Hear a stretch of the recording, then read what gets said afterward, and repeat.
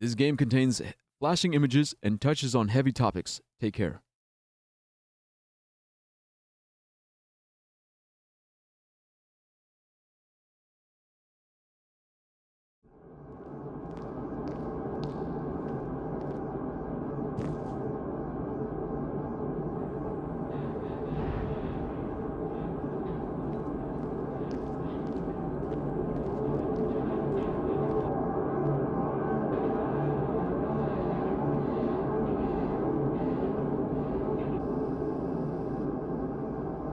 The store is closing soon.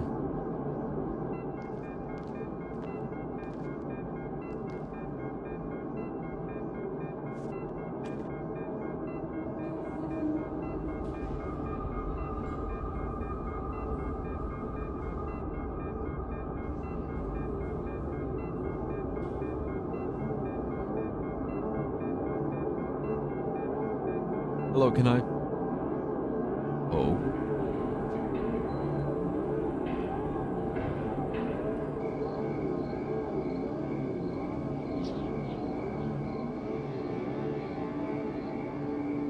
It won't take much time. What do you see? Are you sure? Anyway, it's...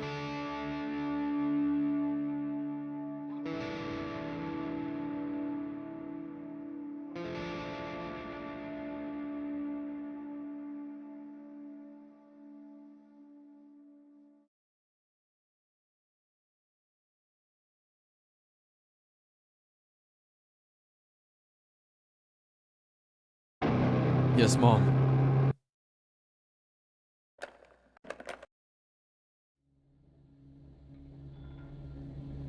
Welcome. Milk outside. A bag of milk outside a bag of milk.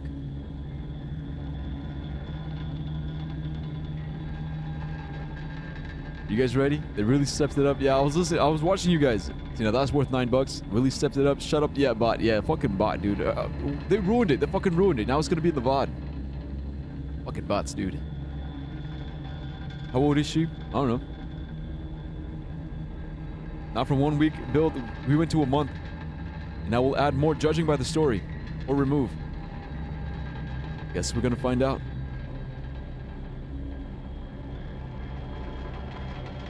But alright, let's go. New game.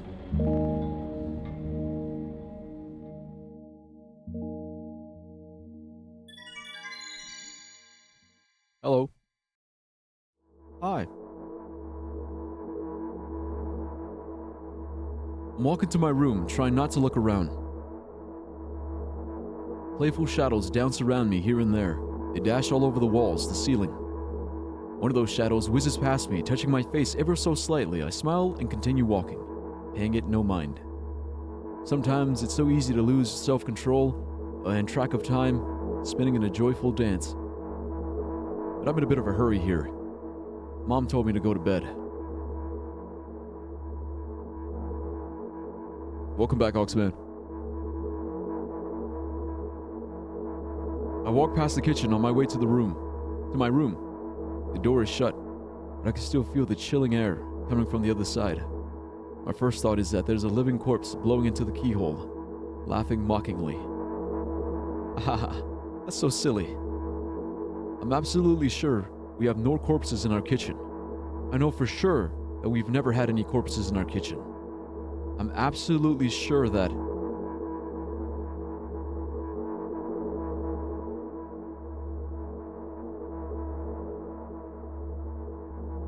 I break into a run and dash toward the closed door. The shadows intensify the chaotic dance. Are they trying to stop me or calm me down? I don't know. It doesn't really matter right now. Don't you get it? I wave my hands around as I run, trying to chase away my annoying pursuers, but then I suddenly realize that I won't be able to stop in time. I've got no other choice but to break the door down. If there's somebody inside, I'll surely scare them to death. But wait, how can I scare to death someone who's already dead? What if it actually revives them? No, I don't want that. What do I do? I couldn't fully complete my thought when my shoulder hit the door and it flew open.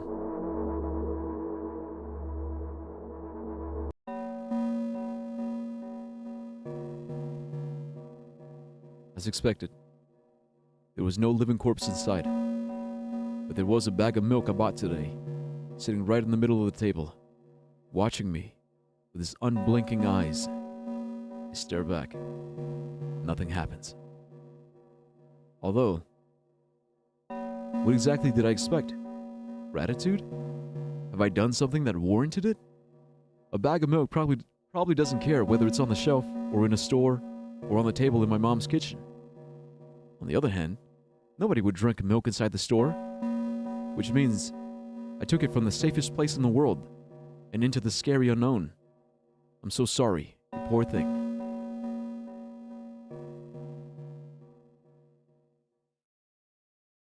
I turn away in shame and leave the room in a hurry. I only bring others trouble. I walk toward my room through a narrow corridor. Hi, Mom. I meet a familiar formless creature at the door. It locks me in its clutches and starts sniffing every inch of my body like a hungry dog. I'm not struggling. I know it's useless. I just stay silent and endure its tight grip that stops me from moving.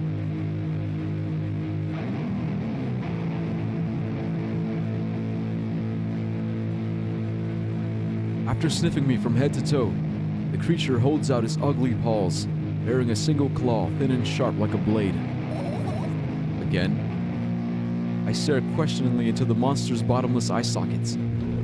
Don't move. It was more of a don't move. The creature squeezes my hand until my veins start bulging, and I just keep staring into the black cavities where its eyes should be, ignoring all pain. I've promised so many times, stay put.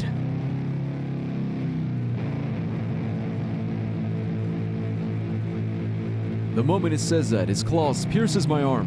I don't feel anything other than the barely discernible crawling under my skin, and the ring of tightly sprung sinews, and then the claw injects its venom into me. It hurts. A white veil appears in front of my eyes, my fingers cramp and start twitching frantically. I lose control over my body and slowly slide to the floor, just like last time, but why? Why do I feel so hot? I feel my blood boiling up. Strong shivers run through my body, paralyzing every single cell, while my veins and arteries heat up, almost bursting from that pressure. I try screaming, but instead of producing words, I vomit thick, milky foam. The creature notices it. The creature notices it, throws itself at me in anger, grabbing me by the throat while keeping the poisonous claw inside my arm. Kill me, kill me!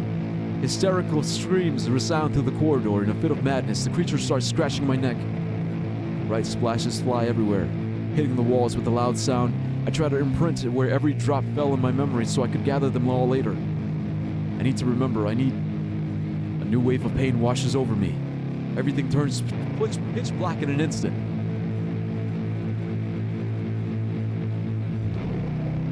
Say it. I'll never drink milk ever again.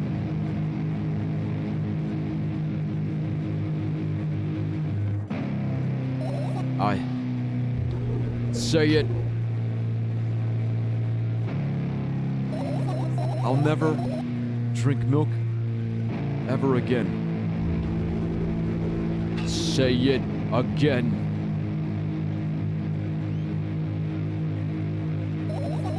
I'll never drink milk ever again.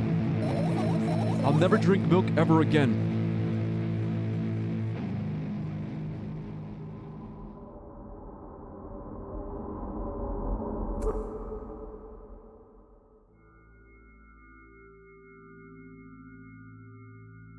Alright, come on, Oxman, spoilers! Okay, quick little pause there. End of Act 1. Oof. Alright, let me catch up with the chat. Yeah, because I hate it when I ignore you guys for too long, because I know you guys are over there, spoiling the fucking story. Yeah. Yeah, Lou, you see, the thing is, I saw it from the corner of my eye. Yeah, okay, you were on the phone with your friend, you told your friend, I'm watching a naked man on stream, and blah, blah, blah. Okay, yeah, hilarious, bro, hilarious. I said I'm watching a stream with naked men right now, so I gotta go. What? Ox, what the fuck? Who says that? And then I requested a sex game, so I won't show up. So if I won't show up, it would be bad. So is this game or is this just a video? Oh, you said that Ox just like, oh, shut up, I'm trying to beat my thing. LMAO. Anyway, she's injecting some medications probably. Bro, mommy is so bad. Dude, y'all gotta chill over this. It's meds, not candy. Meds are drugs. It's probably sedatives. Still meds. Oh, she probably has an allergy. Oh, all right then. And it was an EpiPen. There. Dad does not have time for this shit. See, it's not that I don't have time for it. It's just that, like... I don't know, man. It's not that funny. It's not that funny. Like, why you gotta lie?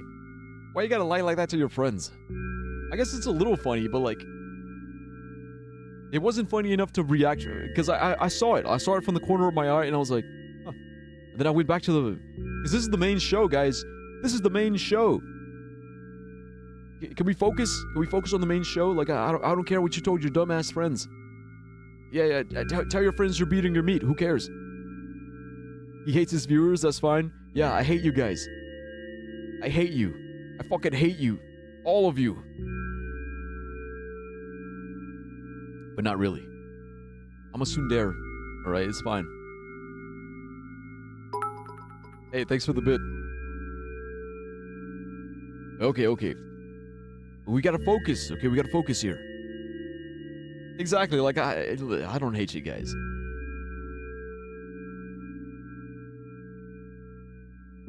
It is what it is. It's like, you know, because sometimes we annoy each other. It's like, I don't hate you guys, but we do annoy each other. But that's kind of like what it means to... That's kind of what it means to, like, to live. You live life, you annoy each other.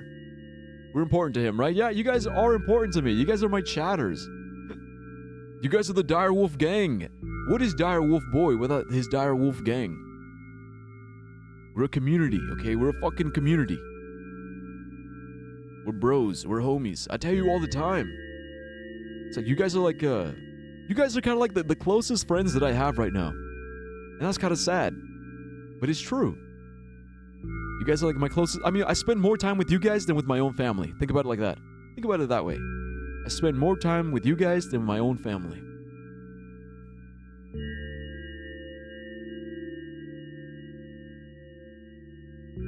You guys probably know more about me than my own family.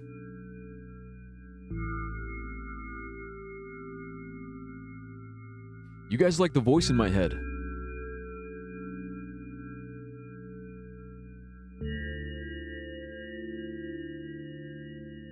Can you taste test my special magic sleepy sauce? What the fuck? A normal dude? Wait, why did you say a normal dude like that? Can we focus on the game?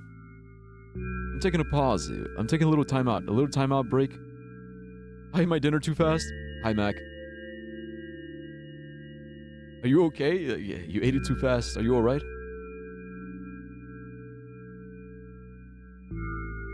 Yeah, was it mac and cheese? You ate it too fast. Was it mac and cheese? Hi.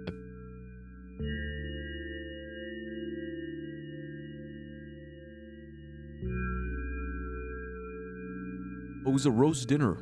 That sounds pretty good. Speaking of food, I gotta get groceries.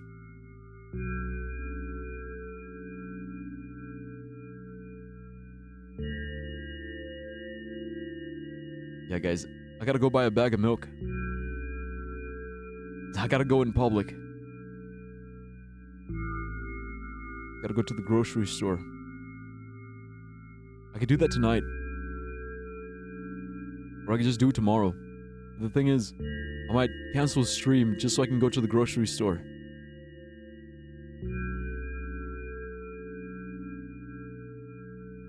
Or I might end stream early today so I can go to the store today and then stream regularly tomorrow. Which reminds me, I gotta fix my car. Which really isn't a big fix. It's just like, it's just the battery. Gotta recharge the battery.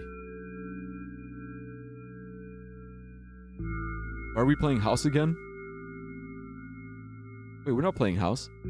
Are you gonna buy some milk perhaps? Yeah. I want to buy some milk and cereal. I like milk and cereal. It's a nice, quick meal. The game isn't that long. You're finished soon enough. Yeah. I'll be back in like 30-ish minutes. All right, hello.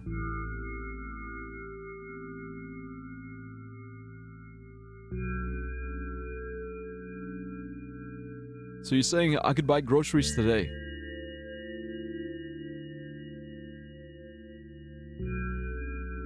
Wait, what time is it?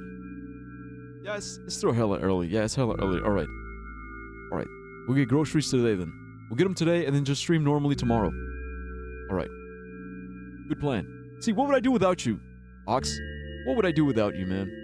This is why I need you guys. Buy some fruits? I have fruits. I have canned peaches. What I need is some vegetables. You know, should I buy like some canned peas? Some canned broccoli? And I'm saying in cans because canned peaches, what the fuck? What's wrong with canned peaches? What, you don't like canned peaches? They're delicious. Something fresh? Dude, that's fresh enough. See, because the thing is, if I buy fresh apples or like fresh peaches or like fresh tangerines, they're just gonna sit there. They're gonna sit there and I'm gonna forget about them. I like them in cans because in cans, whenever I'm in the mood for peaches, they're there, and they're ready. And plus, I keep them in the fridge, so they're there, they're ready, and they're ice cold. It's like peach ice cream. That's fresh enough for me. Something fresh. Veggies, yeah, I do need some veggies. I think I'm gonna get some carrots. Usually, I get baby carrots. Like, I like eating baby carrots. It's been a while since I've gotten some of those, so I think, I think today I'll buy some carrots.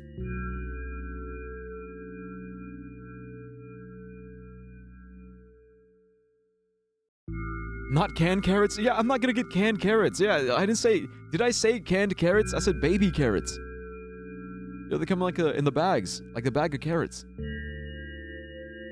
I would get broccoli, but the last time I got broccoli, I ate like... I only ate like a little bit, and the rest just rotted. It just rotted in my fridge. Same thing with spinach. It's like, I get spinach, you know, eat a little bit of it, and then the rest just rots. Even potatoes, bro. I'll buy potatoes, and they'll just rot. Yeah, look, because you said it. You said potato. Same thing with onions. Bro, I'll buy like a whole sack of onions. I'll eat one, and the rest rot. I got a whole sack of potatoes, a whole sack of onions sitting in that fridge for like 3 months now. 6 months, maybe more. I don't know. I'm just one guy. Like, I just cook for one. That's so fucking stupid. You eat 1 kilo of peaches in one day. Well, that's you, bro. That's you. I don't have the appetite I used to have. If you get mold, you can make penicillin. Maybe I'll do that. I'll start a penicillin shop. You know, homegrown penicillin. That way I never get sick.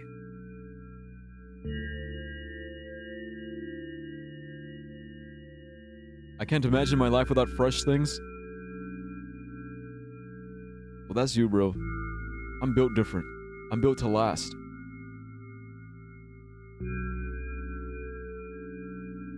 I'm a survivor. I love doing a salad randomly. Alright, nice.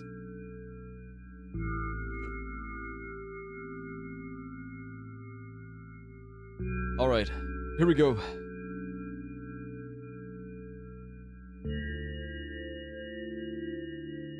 Okay, the break is over. Break is over, we're going back.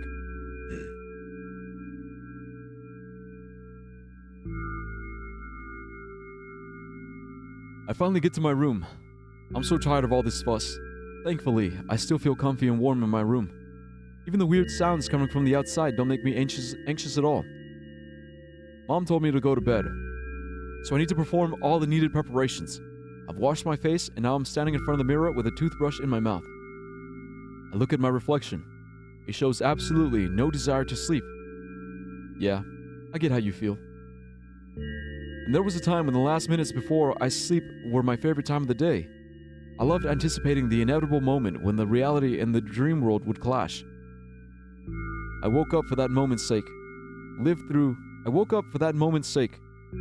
the day for it. My biggest dream was to sleep all day long. It would have been so cool, but the dreams always slowly but surely slipped away.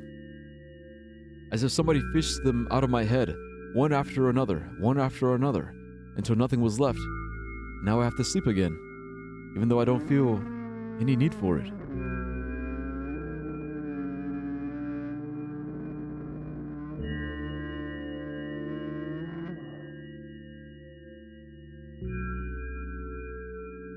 After finishing with my face, I usually reach out for my pills. It's funny, but I have no idea how they work separately since I always swallow them as a bunch without thinking. Now I want to have a better look at it, to twirl it between my fingers, to chew on it. I do anything to stall for just a little bit more time. A smooth, protruded red capsule is looking at me. It's covered in a murky, semi-transparent film, but I can still discern its contents. So what do we have inside you? I gently press on the capsule from both sides, and to my surprise, it turns out to be soft and squishy.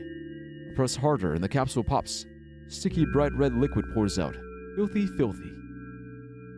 The pill flies straight into the waste bin, and I start rigorously washing my hands. No, there's no way I'm drinking that. Next was a flat pill with the same blood red color. There were some letters printed on it. Oh, I get it.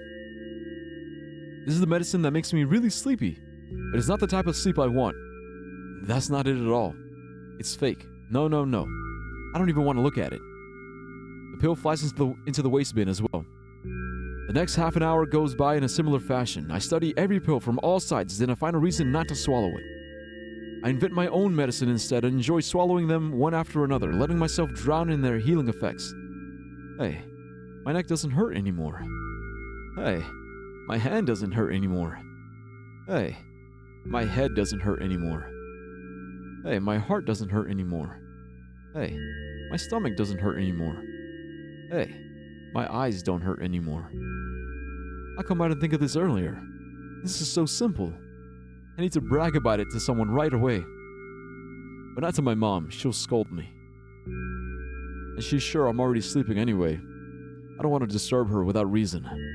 I'll think of something myself. Besides, I just really want some small talk. I wonder, who's going to be my conversation partner?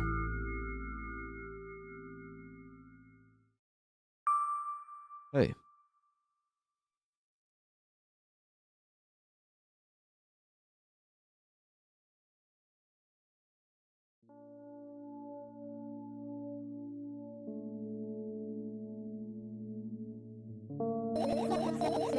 Hey, long time no see.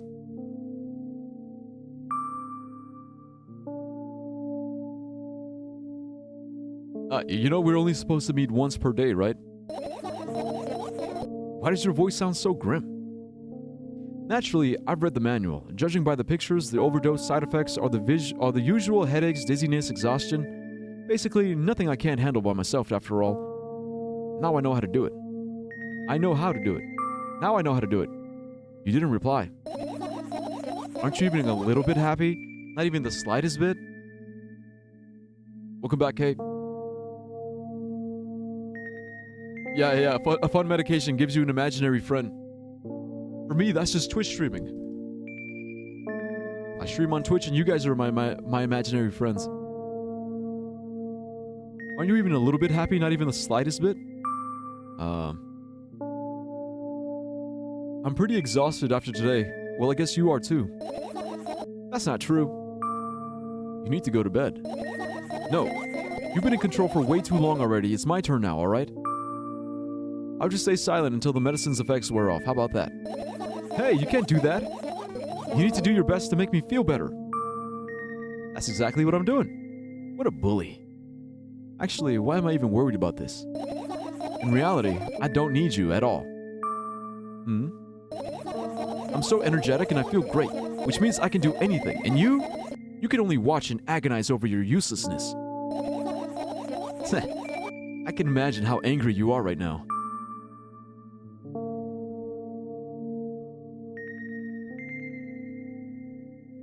Yeah, I'm all beside myself. By the way, you're the one that's useless and pathetic. Don't even try ruining my mood. I want to have fun while we're together, alright? So you're the one calling the shots now? Yeah. Well, let's see how long you can last. We'll see, yeah. Am I really that pathetic? Say something. I can feel tears streaming down my cheeks, hanging from my chin and then falling on my clothes, burning holes in them. That was fast, but not unexpected. Hey, at least I tried. Go wash your face, then we'll decide what to do with you.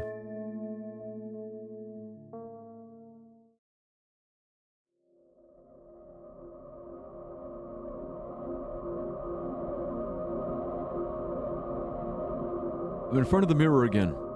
I keep staring at my reflection, trying not to get distracted by the sneery looks the walls are giving me, trying not to drown in their giggling. But then in the mirror also shows me a creepy smile. Bares her teeth at me. I shut my eyes, but that doesn't help. It wouldn't have helped even if I sunk through the floor. I start counting in my mind. 2 squared, 2 by 2 squared, a square squared, a square pyramid squared, a pyramidal structure cubed, a pyramidal structure hypercubed. I feel better, but my head is splitting apart now. Sorry for being rude. It's not your fault. It's never your fault. Fine, you can keep blaming yourself, but don't overdo it. I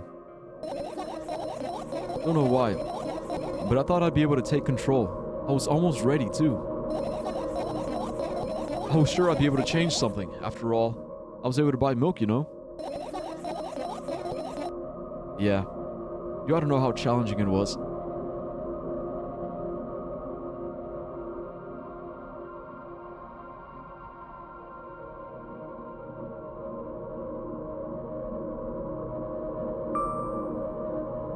Is that why you threw away the medicine? What a stupid decision, right?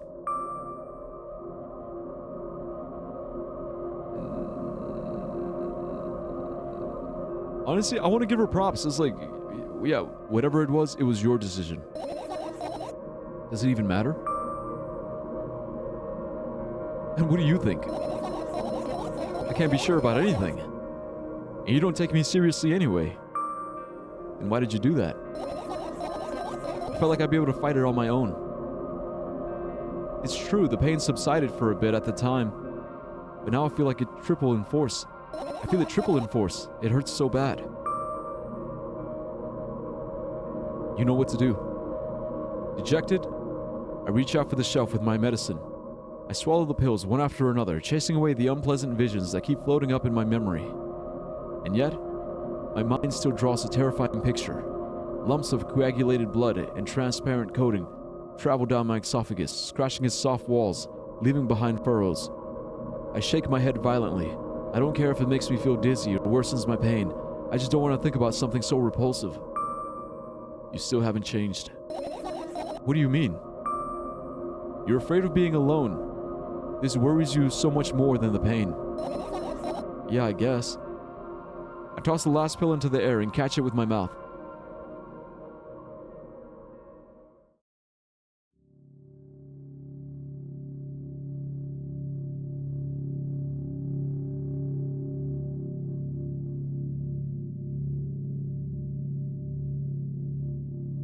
I lie on the floor. I look at the ceiling. I can clearly hear water running in the metal pipes up there. I hear the cracking of concrete blocks that will someday surely fall on my head. But I'm not afraid of that at all. I can't imagine my death coming from above. Rather, it's rearing its claws from somewhere below, waiting for me to lose focus.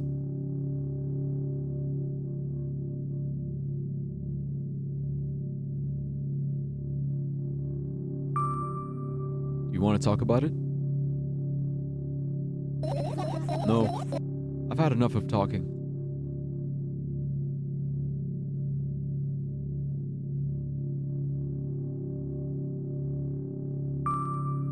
What do you want then? I just want to lie down for a bit.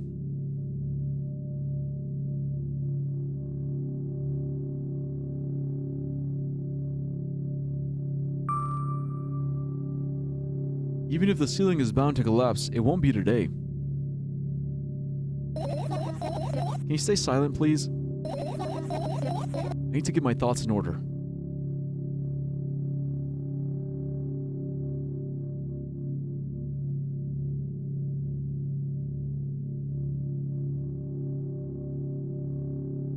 I carefully extract thoughts that are yet to be fully formed from my head and lay them out on the ceiling in orderly rows. Now it's my cork board. In hopes of seeing the whole picture, I switch them from one place to another, pile them on top of each other, scatter them around. In the end, I throw them off with my hand, annoyed, and start over. I can't do it. You can always imagine your thoughts as something small and swarming, like cockroaches. Ew, I hate cockroaches. Can I make them fireflies? I don't mind either way.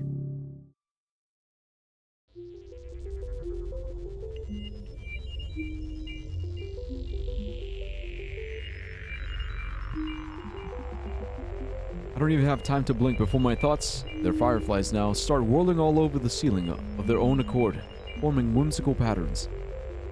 I can only observe them and wait for the right moment.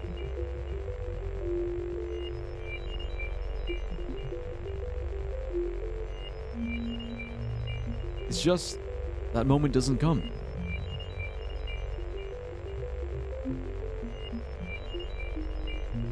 The mocking sounds of flapping wings coming from the ceiling make me start losing my patience.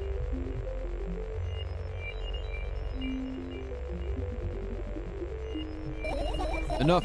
I hate you.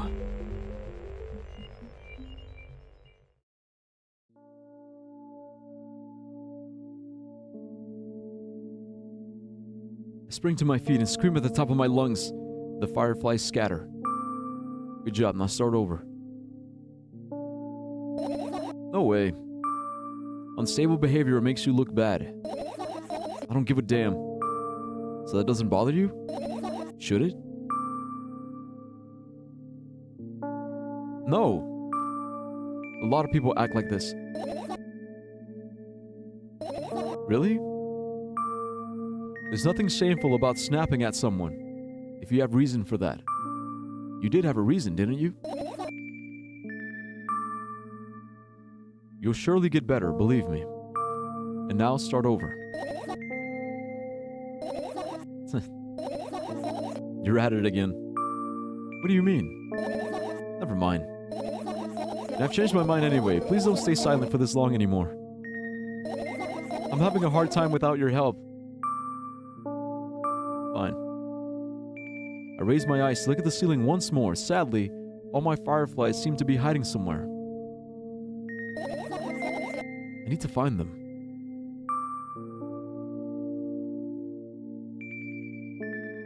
Forget about them and go to bed. No, you don't get it. If I'm thinking about something, I need to finish my thoughts or else. I glance around the room. There are too many places for a creature as small as a firefly to hide here. They can be anywhere. Suddenly, I hear a deafening rumble. The clock just hit midnight. It's so late already, but I can't go to bed right now. Will you help me? Please tell me you'll help me. Come on, stop bullying me. You promised to talk to me. What were you thinking while lying on the floor? What do you mean? You should know it better than anyone else.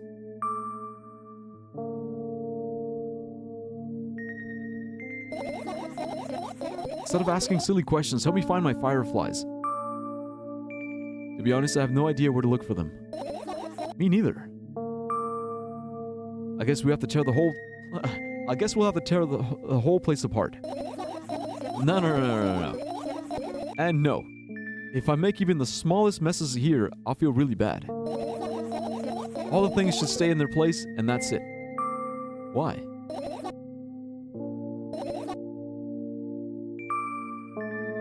Are you trying to come up with a reason right now?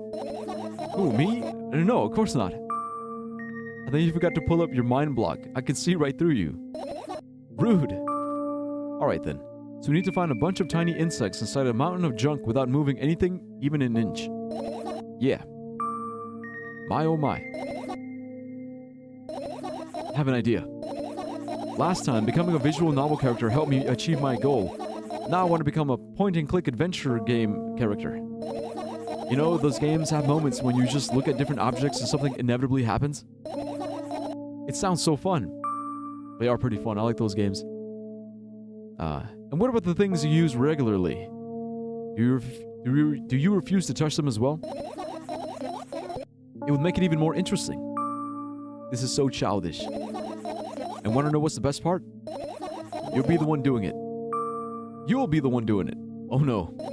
Oh yes. I start panicking as soon as I get in a multiple choice situation. I just keep changing my mind and end up crying and running away. Do you want that to happen? You're such a handful. Okay, this is interesting. So we've got, you've already proven that you're able to make decisions. Why not continue on that road? Come on, don't be so boring. I was just teasing you. You don't have to bear the whole burden. Asking for help is a reasonable decision too. Let's begin already. I go to the middle of the room and look around where I would hide. Where would I hide if I were a tiny firefly? Ah, this is so thrilling. My heart gets warmer from the pleasant anticipation. Hey. What? Look down. I look down. After a moment, a small ball of light and warmth crawls out from under my sweater. Wowie. Wowie.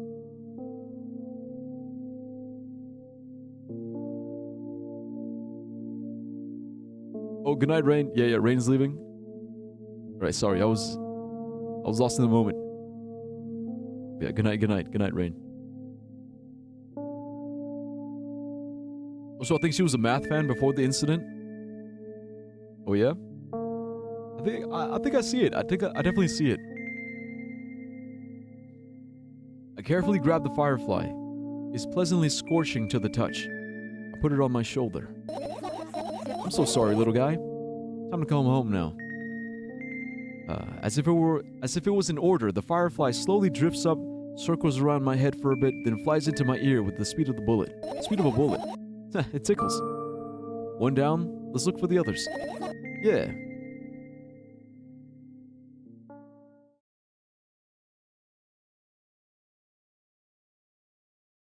Alright, here we go. I actually, look, fun fact, guys, I love point-and-click adventure games. Like, especially, like, the puzzle ones. Like, the really cheesy ones. I mean, if you guys have been here long enough, you've seen me play these. But yeah, it's like one of my guilty pleasures. It's like, I love playing these, even though no one shows up to the streams. That was, like, back when I would have, like, 2 or 3 viewers, like, playing, like, these point-and-click adventure games. Clock. I look at the alarm clock. Time continues its unstoppable flow. It's so late. Are you tired? You bet I am. I let out a theatric yawn and hold out my arms to the side. 1, 2. Then I raise them above my head. 3, 4. Maybe a little workout will help me freshen up. Good idea. You remember the exercises you've been taught? I think so. I take a hesitant stance. What was it? Heels together, toes apart? Whatever, I'll go with that. Count down 5 minutes. Fine, you have a clock right in front of you, though. I can't look at its hands for too long. At first, I feel like they start moving in the wrong direction, and then they disappear altogether. And then things always get messy. Last time I saw a pair of eyes on the clock face. And also, I used to hear voices back in the day. They pleaded for help, I think. What a mess. Truly a mess. It was a mess, right? A mess. Well, are you counting down? My God, finally. What do you mean? I was trying to get through to you for half an hour. Huh? Forget it. Do you see the firefly? No. Let's continue searching then. She lost track of time. Notes. Weird perception of time.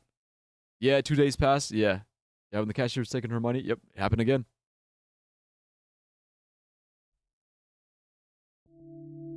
Usual notebook pages glued to the wall with duct tape. Wait, you don't glue them to the wall, you tape them to the wall with duct tape. Numbers are drawn on them. It's the only kind of information I can take in without trouble. Dosage and side effects? Yeah. I thought you know them by heart. Yeah. This is not your handwriting, is it? Of course it's not. Shaky, broken lines, ugly numbers. It's not writing. It's more like claw marks. Don't forget to thank your mom. I don't need your advice. My scream makes the pages rustle restlessly. After a moment, a firefly appears from underneath one of them. After looking around in a business-like manner, it takes off into a business-like flight and ends up entering my business-like ear. Hey, let's continue searching.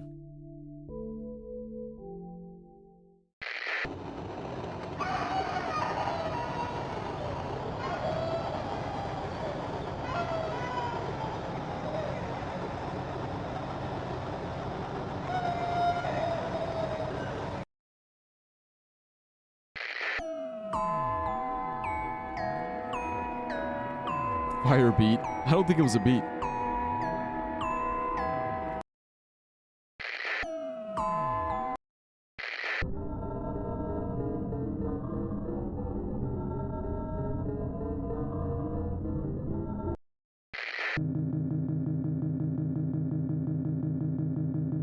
Oh, I like this one.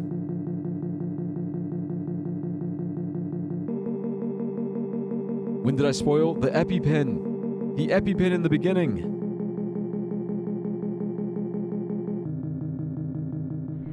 Look at my laptop. Haven't touched it for years. So it's covered with a layer of dust as thick as my finger. A bizarre item, I fear it. Why? It's a long and boring story. Wonderful. Tell me about it. I insist. I don't remember how it appeared in my room. One of my parents probably brought it here because they couldn't find a better place for it. They didn't prohibit me from using it. On the other hand, they encouraged me to do so. Sure, I've spent my whole days in front of the screen, games, drawing, engineering calculator, 3D modeling. So much fun stuff to do. You had amusing hobbies. Yeah, I did before entering the web. Imagine this. You're a hamster that lives underground. You have everything for comfortable living. Did you imagine? As always, your analogies are spot on. Okay, I imagined. Alright. So you're a hamster that lives underground. You have everything for comfortable living, okay? Okay. Wonderful. And here's the situation. You're a hamster that lives... Okay, I got it. Do you want to talk about something else?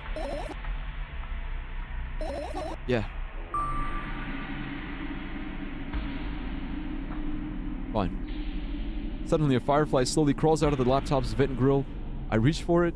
It gets on top of my palm, blinking all the while. I think it's trying to say something. I can see that myself. If only I knew what...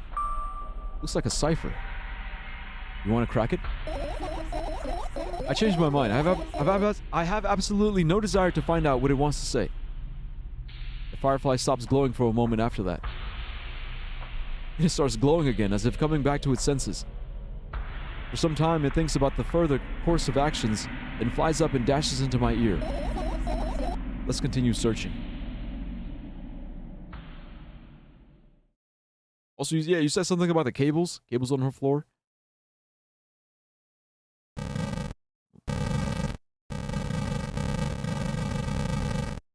mean, I see the power cables. Yeah, power cables here.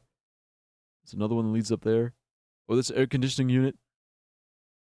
Also, is that another radio? I mean, this is a fan. I think she was like a nerd before she went crazy. I think there's a theory she was in IT. Yeah, yay, friend. Yeah, exactly. Like, I would want to be friends with her, but like, it would be hard to be friends with her. And that's the thing. And the thing is, like, half the time she wouldn't want to be friends with you. So that's what makes it complicated. The umbrella emanates a faint sense of coolness. No wonder, it's the only thing that defends me against the thunderclouds that gather under my ceiling. It's such a blessing that it can do it without my help. Still, a firefly won't hide in a place like that. It'll catch a cold and be unable to fly. You don't want to check it? Why? I'm sure we won't find anything there. Okay. I don't think she can see other people as people. There are some conditions like that. See, exactly. That's what makes it hard. Like, hard to make friends. Like, imagine not seeing them as people. It's like, what do you see them as? Like those shapes, right? They're just shapes. Shapes that say "oh," shapes that say "more." You know, it's sad. I think I should blow my nose up.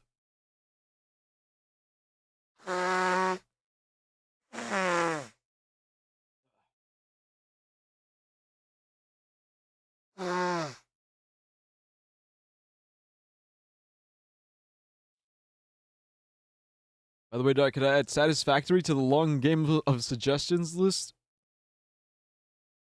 I don't know, dude. Satisfactory is, I don't know if it's my kind of game. Like, I've seen gameplay of it. I know the vibe. I don't know, maybe. Maybe one day. But it's a big maybe.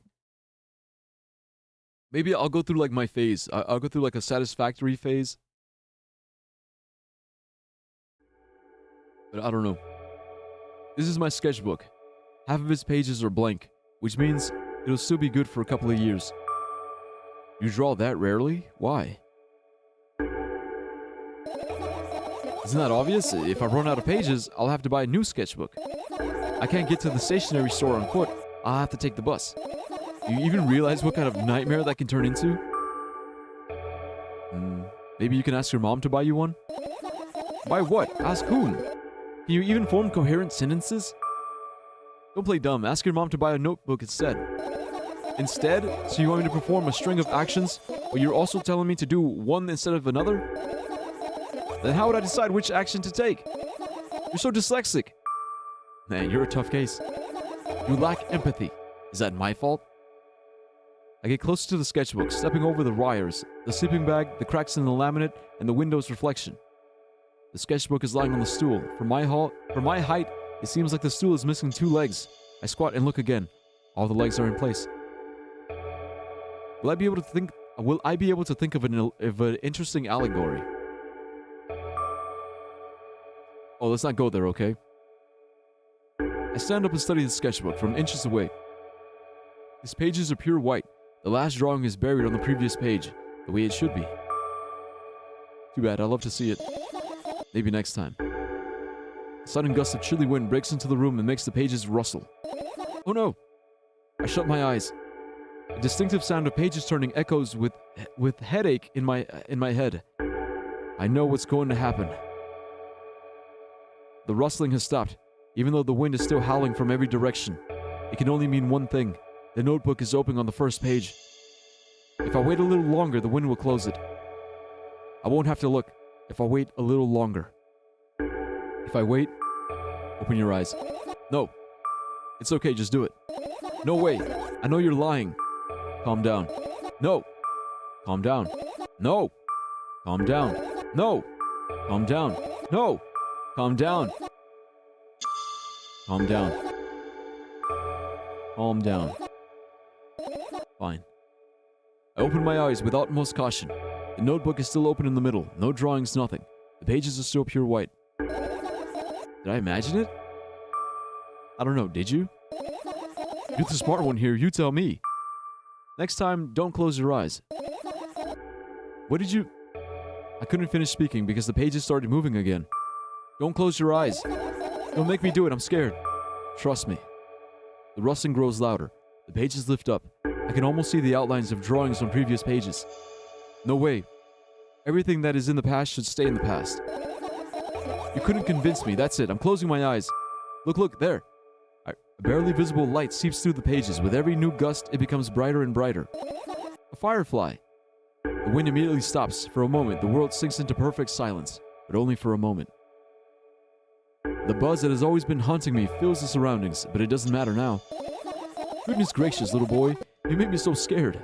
The firefly blinks, flies up in and enters my ear, buzzing loudly all the way. It spends some time looking for the perfect spot in my head, but then its buzzing dies down.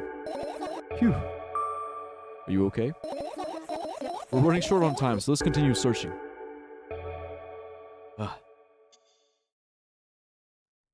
I'll miss a good chunk of stream tomorrow. I guess I'm going to a concentration camp and a war memorial, so... Alright, cool. Alright, we won't wait. Yeah, in that case, we'll just get started without you. The thing is, we haven't decided what game to play tomorrow yet. So at the end of this stream, we'll brainstorm. We'll look at the list and then we'll figure out what to play tomorrow. Okay, so I think we can I think if we hit finish searching, it'll just go through all of them, right? But I kind of want to go. I kind of want to do this. Oh, okay, so it wouldn't let me do that. I get close to the waste bin and look inside with curiosity. Pill packaging, notebook papers, notebook pages, and other garbage. Boring. There's nothing here. Indeed, no self-respecting Firefly would hide in a heap of garbage. Can't disagree with you here. Okay, empty. My pills. I look at the mound of pills and it makes me feel dizzy. I don't want to think about it. What's wrong? I've almost skipped my dose for today. How reckless. I could have died. Hey, calm down. You've already fixed that. Yes, because you ordered me to. Is that Things could have been much worse. Yeah. I heave a deep sigh, come closer and extend my hand. Wow, it's warm. The moment those words leave my lips, one of the bottles overturns. Pills rain down from it, and along with them, a firefly. Hooray! After circling above my head a couple of times, it finally lands in my palm. The firefly rushes up my arm, and upon reaching my shoulder, crawls straight into my ear. My mind becomes clearer. Okay, let's do one more, and then we can finish searching. So, because I like learning more. Like what? Yeah, like what's in here? Scariest game of all time, Garten of Banban. Never heard of it. Or Banban? I have returned to you. Welcome back. Hello. Or the bag. I look down. My school bag, worn down and silly, is almost screaming of its own uselessness. From another angle, it looks like a full belly. Its contents are so regurgitating, decomposing, and turning into a sticky, mushy substance. What a cool image. I need to remember this. Totally not cool. Tell me, what's inside your bag instead? Nothing special, mostly just all sorts of books. I've taken out all the pens and notebooks out of there, and I'm not interested in anything else. You used to go to school, didn't you? Yeah, I did. Had a blast all the way. Are you sure you understood my question? Do you think everything in my life should be doom and gloom? Well, you're wrong. Alright. What did you like most there? Well, the rooms were really bright, not like at home. That's it? Don't rush me, let me remember. Well, the beds were also soft, and the food was nice. By the way, I attended all the classes. The others always skipped. They probably got told off so hard. I smiled gently, absorbed in warm memories. You never graduated, though. Yeah. Do you remember your last day there? It was a normal day. Dad picked me up earlier than usual. He told me that I'm already too old for the school curriculum. I also realized that some time ago, the tasks were way too easy. Then we got into the car and went home. Mom greeted us there, we had dinner, and we went to our rooms. And what happened then? I don't remember. And does it even matter? Yeah, tell me about it again. Is your memory that bad? Please. Oh, fine. That day, Dad picked me up from school earlier, explaining to me that I need to grow up. It's not like I could completely grasp what he meant. Either way, I didn't resist. We got into the car and went home. Mom greeted us there, we had dinner together, and went to our separate rooms. Satisfied? Yo, what's up, Petra? Yeah. Hey, bro. Milk outside of milk. Who the fuck uses bags other than Canadians? Yeah, milk bags. It's a thing. It's in Russia. Hell no, top 10 worst games of all time. The original is in Russian. Also playing a game that was originally in Russian. Stalker, right? Dude, I think there's more to this story. I want to know. Tell me about it again. Dad dragged me out of the school building while I was scratching and biting. The teachers didn't interfere. That scene was ordinary for them. Who knows what the little brat has done? Then he pushed me into the car and we drove home in complete silence. Mom greeted us there, we had dinner together, and we went to our separate rooms. Please, let's not discuss this further. No, you'll tell me again.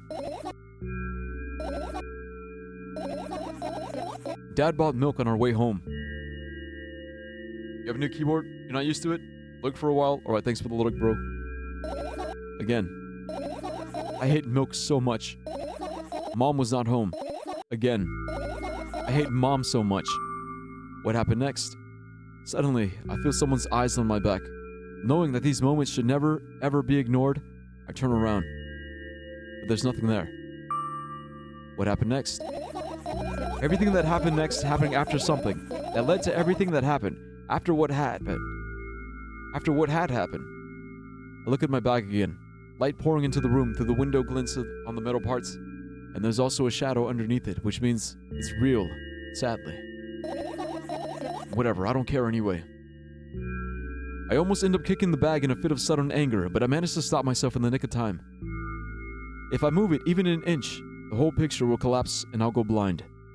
It has already happened, countless times. What do you mean you go blind? I spent months memorizing the location of every item in my room, and that's why I can see them so clearly and vividly. You won't get it. Look at your feet. I look down and see that a small insect is crawling toward me from my bag, is barely glowing, and it can't even fly. I guess this firefly is really tired. I bend down to pick it up. The firefly starts glowing brightly as soon as I touch it, and then flies up. There you go, boy. Good job. After doing a victory lap around the room, it flies toward me with high speed. I shut my eyes, anticipating the firefly to enter my ear. That's exactly what happens. After it gets inside, it buzzes for a little while, and then goes silent. This one is kind of sad. I wonder why. It doesn't matter. What matters is that it's no longer alone. Sure. Let's continue searching. Alright, that was the last one. Let's finish searching.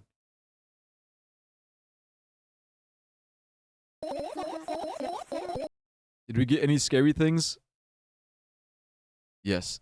It's all scary. For some reason, sentences in Russian look long. The same sentence in Russian. Yeah, they do look long. You found all the fireflies. You find all the fireflies. Amazing. So that's a no? Bro, you just don't get it. I guess. I managed to gather my thoughts, but something still worries me. On the other hand, I wasn't supposed to be happy anymore. Why not? If I lose something, then find it. It's just going back to the starting point. No changes at all. A zero sum. And happiness is always about being positive, right? You shouldn't think too much, it hurts you. I want to sleep. How about you get some fresh air before sleeping? What do you mean? Well, go to the balcony, breathe in some air. Somehow those words triggered a panic attack in me. I subconsciously step away from the balcony. I don't think it's a good idea. Why? This may sound silly, but I feel like someone is watching me. Alright, let's stay here. Yeah. What are you gonna do? What's with this silly question? I'm gonna sleep, of course. Yeah, her dad jumped. Yeah, we know. Hoping that tomorrow will only come after a year or a decade. Imagining myself to be outside of my mortal shell, but at the same time still being me. Ridiculous, like milk outside a bag of milk, and yet... You don't have to talk out loud for me to understand that you're worried about me. I know that already. I also know that our time is running short. You won't take another pill? Of course not. In fact, I won't take it tomorrow either. And the day after tomorrow. And never ever. That's a goodbye then? No. have one more small favor to ask. A really small one. What is it? I've blurted out way too much today. A lot of stuff I'd want to forget forever. I don't blame you. But was it really necessary? You'll see tomorrow. No, I wouldn't be able to sleep like this. Fine, what's the favor? I nervously scratch my wrist and bite my lower lip. Wait a minute, you're afraid to tell me? Yes. I'm also scared that something bad might happen if I tell you. I'm also scared that when something bad happens, something way worse will happen. Stop, I get it already. Still, I won't leave you alone until you tell me. Bully. No, you.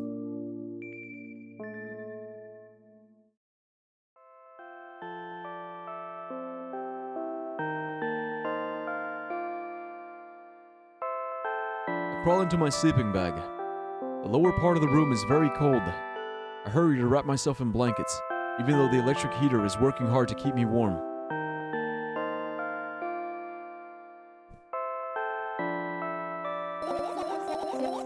I'm sad because the dreams just won't come anymore. You won't believe me if I tell you how I dealt with it at first. Of course I'll believe you.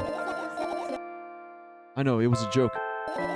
Well, anyway, I washed my face, brushed my teeth, lied down, and started imagining that I'm always watching a dream. I didn't sleep at all, of course, and always looked sleepy in the morning. After a week of insomnia, I started feeling weird and seeing things. Letters floating in the air, strange silhouettes that appeared in the most unexpected of places, bulging eyes with trembling pale pupils. It was scary, you know. Then one day I almost died. I just collapsed in the middle of the room and couldn't move for a while. And then silhouettes, letters, and eyes were hanging over me and hissing. It was horrible. And, well, deserved, I guess. I felt like I was caught on the biggest lie in the world. Yeah. I felt exactly like that. After that, I stopped. But the silhouettes, letters, and eyes stayed here. I guess they like this place. They always follow in my wake, peeping at me, and I'm kind of scared of them, and can't even argue with them. But today, well, still too scared to tell me? Of course! You're still listening, you know? Use your hands. Alright. I start chaotically twirling my fingers with enthusiasm, forming complex shapes. You want me to tell you a bedtime story? Shh. And I was trying so hard here, don't you get it? They'll hear you. Yeah, gang signs. Relax, nobody can hear you. So what do you say? I'd be happy to, but I have no idea how to tell them. Oh, it's incredibly easy. Just talk about something without stopping. Sounds silly, but it's not. And meaningless. You don't know what you're talking about. I know enough to realize that we'll just end up wasting time. Let's focus on something actually important. Boring. Fine. Close your eyes.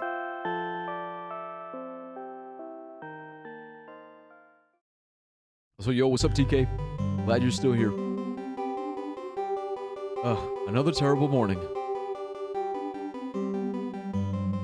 Boo, why is my face always so stupid? I wonder what others at school will think. Well, it's not that I care too much. I just don't want to be branded as a loser on my first day. Cheer up, there's nothing wrong with looking different. That's not what defines you after all. Hey, hurry up. Yes, Mom.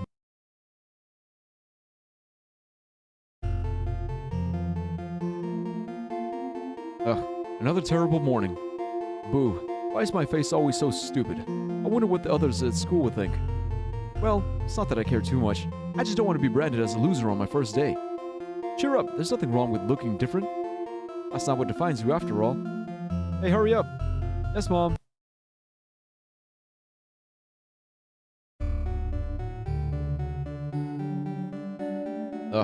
Another terrible morning. Boo, why is my face always so stupid? I wonder what the others at school would think. Well, it's not that I care too much. I just don't want to be branded as a loser on my first day. Cheer up. There's nothing wrong with looking different. That's not what defines you after all. Hey, hurry up. Yes, Mom.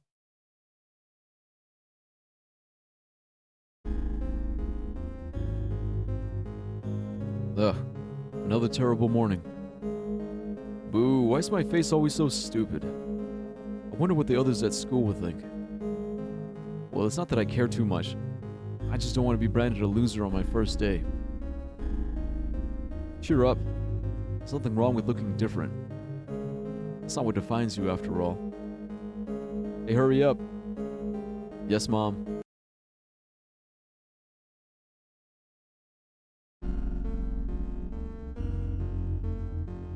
Ugh, another terrible morning.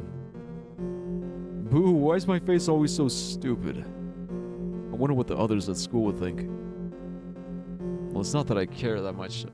I just don't want to be branded a loser on my first day. Cheer up. There's nothing wrong with looking different. That's not what defines you after all. Hey, hurry up. Yes, Mom.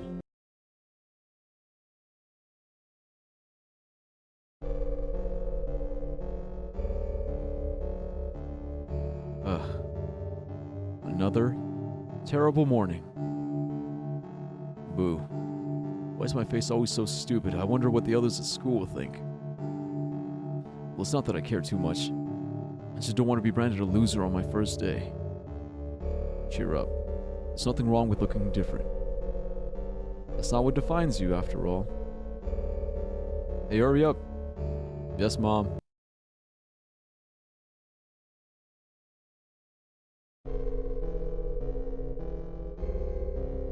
Ugh.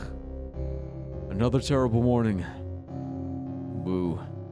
Why's my face always so stupid? I wonder what the others at school will think. Well, it's not that I care too much. I just don't want to be branded a loser on my first day. Cheer up. There's nothing wrong with looking different. That's not what defines you, after all. Hey, hurry up. Yes, Mom.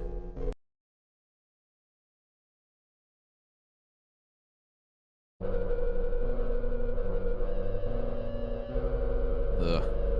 Another terrible morning. Boo, why is my face always so stupid? I wonder what the others at school will think. Well, it's not that I care too much. I just don't want to be branded a loser on my first day. Cheer up. There's nothing wrong with looking different. That's not what defines you, after all. Hey, hurry up. Yes, Mom.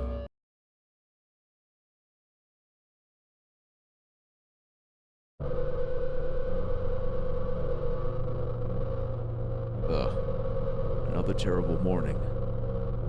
Boo.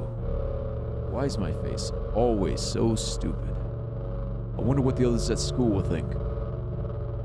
Well, it's not that I care too much. I just don't want to be branded a loser on my first day. Cheer up. There's nothing wrong with looking different. That's not what defines you, after all. Hey, hurry up. Yes, Mom.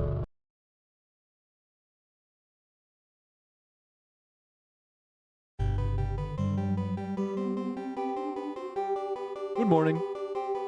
I feel wonderful today. Can't wait for my first day at school. Hey, hurry up. Yes, Mom.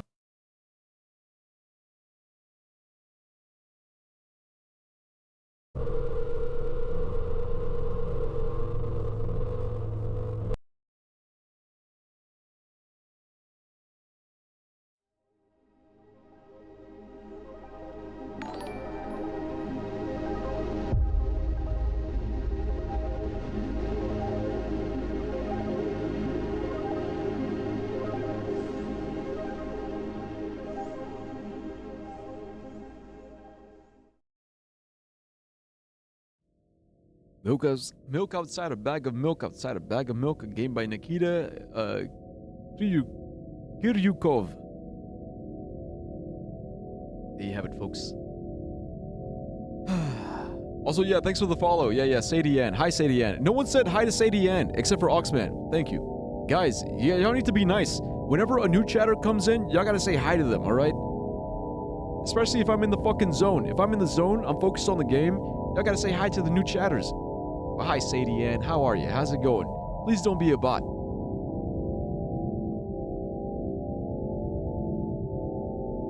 Yeah, but Petra, so what happened, Petra? He said something. The dumbest thing just happened. Oh, is this stalker? Who followed? Sadie Ann. Yeah, Sadie Ann just followed. He's not a bot, don't worry. All right. Yeah, because I hate getting like bot followers, because like they follow and then their accounts get deleted, and then my following count goes down, and I'm like, sad. I didn't know she was new. Even if they're not new, if someone says hi, you don't say hi back. It's like, it's just good manners. It's good manners to say hi to someone who says hi first. All right? I'm teaching you guys how to have Riz. That's how you have Riz. When someone says hi, just say hi. I wasn't here though. Too bad. Welcome, Sadie Ann. Sadie Ann, hi. Sorry I didn't know you were new. Thank you, guys. Thank you. Check Discord. All right. I will.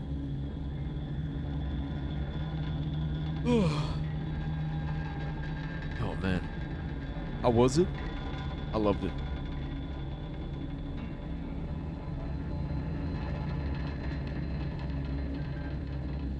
I just missed one hello. There's also a good dream ending and a nightmare ending, I think. We gotta get them. No biggie. Yeah, exactly. It's no biggie. It's no biggie. It's just, like, I like setting the norm. You know, I want it to be like a norm. Like, it's like a normal thing. It's normal. You can watch them on YouTube? What, like, oh, you don't know how to get them? We just look it up. We can just look up the guide. Because I don't want to watch some dude get them on YouTube. It's like, I want to get them myself. Okay, yeah, but real quick, let's see what's in the Discord.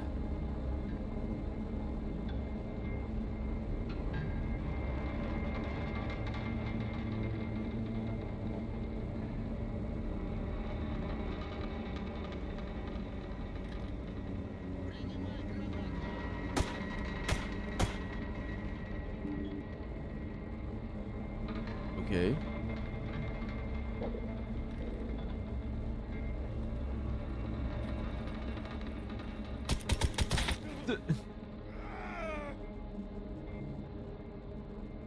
Guess I wasn't allowed to shoot him.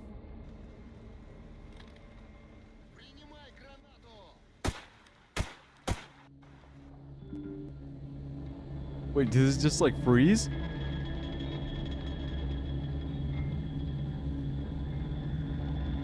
And then he just died. Oh, the game crashed. Oh.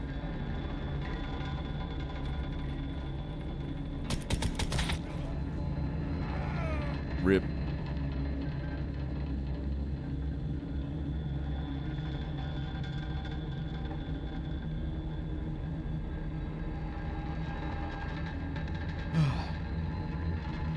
No, but I love this game.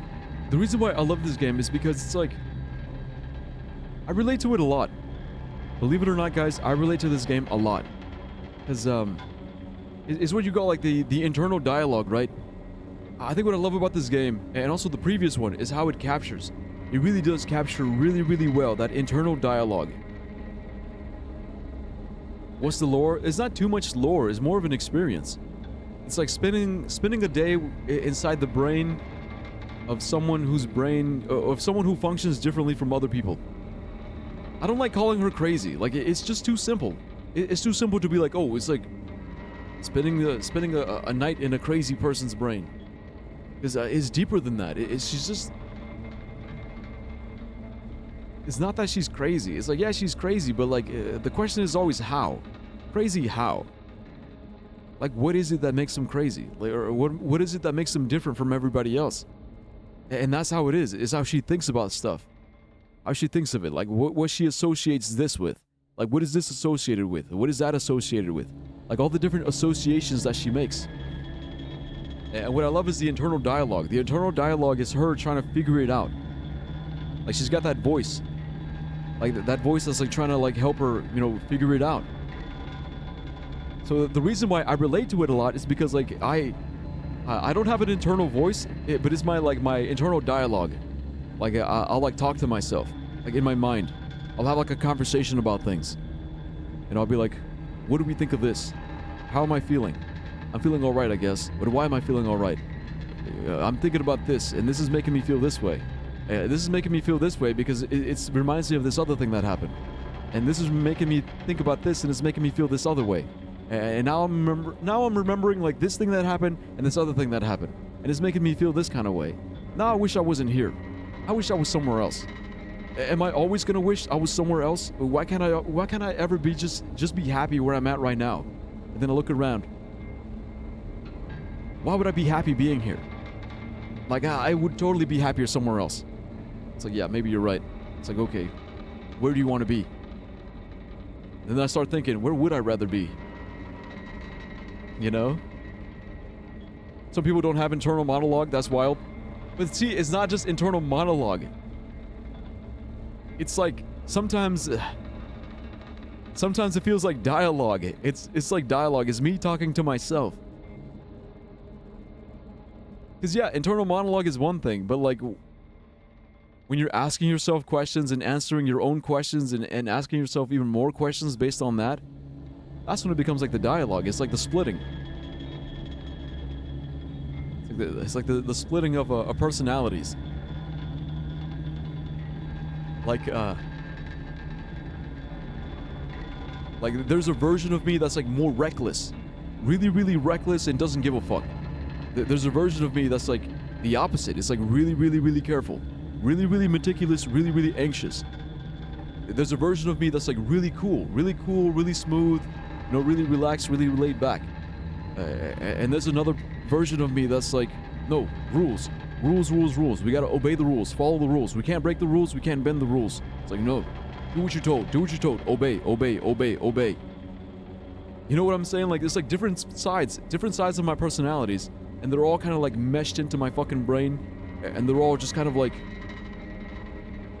it's like they all have to work together to like, you know, to pilot my mecha suit. Kind of like Inside Out. It's like Inside Out, like all your emotions just rattling inside your brain.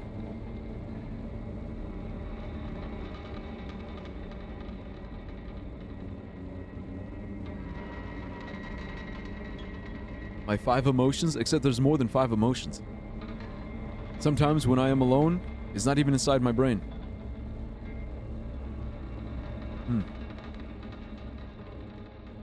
She clearly has OCD, schizophrenia, and other shit. Amnesia. And some people don't have internal monologue. That's wild.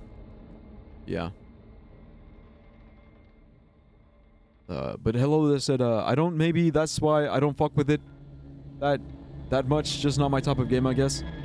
It's not even about the game. It's about the story. Like what's the story? What's it trying to say?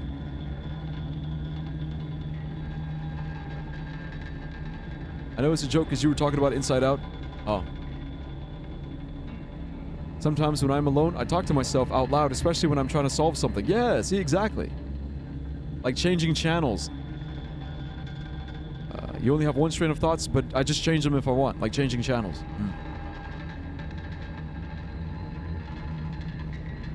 See, but that's a strain of thoughts, though. So that's one thing, like train of thoughts. I think you mean train of thoughts, like a train of thought. Yeah, it's like changing channels. But the thing is, for me, it's more like, it's like your point of view. It's like your point of view, your thoughts, and your rationality. It's like your red. You know, if your favorite color is red, because my favorite color is red. It's like me, I love red. Red is my favorite color. It's my favorite color. I love it. It's the best. Red. Red. I like red. But let's say, for example, there was like a part of your brain that hated red. It's like, yeah, I love red, but sometimes I hate red.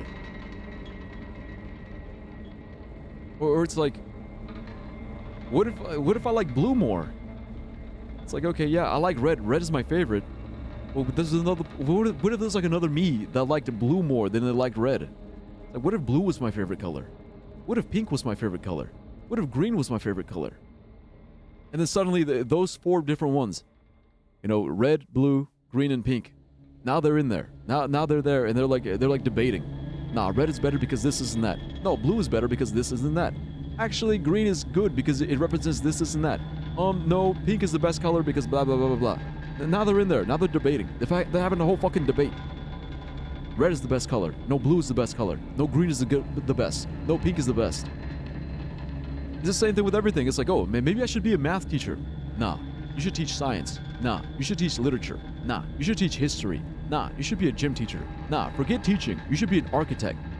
Nah, forget architect. Just work construction like your dad and your uncle and your grandpa. Nah, fuck that. Be a musician. Musician. You fucking love music. It's like, yeah, I do love music. Okay, but what kind of music? You should be an alternative rock star. Nah, alt rock is dead. You should be a DJ. Be a DJ. Make EDM music. Nah, fuck that. Be a rapper. Be a rapper. Do hip hop. Hip hop / rap. Nah, fuck that. Make your own genre. All right, how do we make our own genre? Guitar? That's so fucking basic. Forget about the guitar. Try mandolin. Mandolin? For real? Fuck that. Try keyboards. Okay, keyboards. What instruments on the keyboards?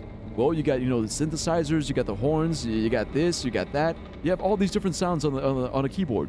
How are we gonna make this new genre? Fuck it. I guess I'm not gonna make a new genre.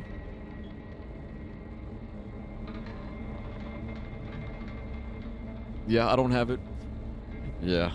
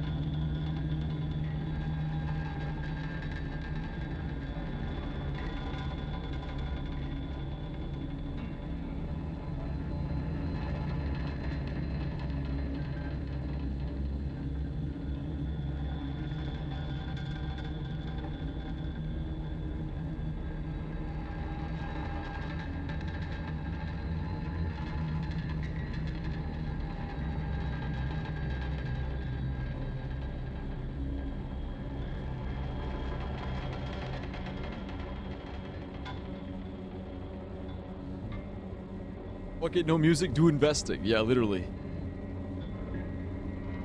It's just weird because it's also kind of like, I thought about this just now, but it's kind of like, it's like all these alternate timelines, right? It's like alternate timeline, all these alternate timelines, like different versions of me doing different things like out in the universe. It's like all these different timelines of me converge in my fucking brain. And it's like, I gotta pick and choose, which one I wanna do. It's like playing a video game. It's like playing Skyrim, motherfucking Skyrim, and trying to choose, okay, what run am I going for? What's this run gonna be? Am I gonna go as an archer? Am I gonna do like a mage build? Or am I gonna do like stealth? Am I gonna be stealth sneaky? But the thing is, it's my life, and I only have one build. It's my life, I only have one chance, one save file, one build. If I die, that's it, it's over. So I have to really, really consider all of my options. All of my skills, all of my options, all of the possibilities, and make the best one possible. So that's why I'm constantly like arguing in my brain, like arguing and arguing. Try this, try that, maybe this, maybe that, maybe here, maybe there, a little to the left, a little to the right. And that's kind of why I hate getting suggestions. That's kind of why I hate getting suggestions, because like, imagine I'm already debating. I'm already debating every single fucking possibility. And then some motherfucker shows up and it's like, hey man, you should try singing country music. Like, oh, thanks bro, yeah. I've thought about that. And then when they start insisting, it's like, no. I'm telling you, you should do country and nothing else. Devote your life to doing country music and nothing else. Come on, bro. Do it. Country music. Sing country music. You have a really good voice for country music. Wear a cowboy hat. Wear the cowboy boots. Jeans and flannel. Wear the belt buckle. Country music. And then suddenly it's like no. It's like, now suddenly it's like, fuck no. Actually, no, fuck that. Maybe, like, sometimes. But like now, this guy's like really fucking bugging me about it. Like now I really don't want to do it. Now I'm just like, no. Even though I love country music, even though I've thought about the possibility of maybe being a country music star at some point in my fucking life, but now that this guy's being such a fucking asshole about it, now I'm not gonna do country music. Fuck it. Like, no, it's like, get the fuck out of here. It's like, you ruined it for me. You fucking ruined it. And then later down the line, right, like years pass, and there's like a country song that I want to sing. I'm like, man, I fucking love country music. I'm gonna remember that one fucking dude. I'm gonna remember that one fucking guy who was like being really, really annoying. And it's like, maybe I shouldn't do this song.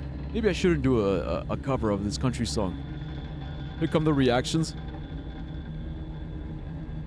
Alright, just one reaction. Thanks for the bits, Oxman. Yeah, just the one. Just the one. Well, if anybody was wondering where my mental state is, this is something I wrote down in my notes. Kind of in the mood to go to a deserted beach that is kind of cold and foggy, and I have to wear a really big jacket parka and have a metal detector and just find garbage.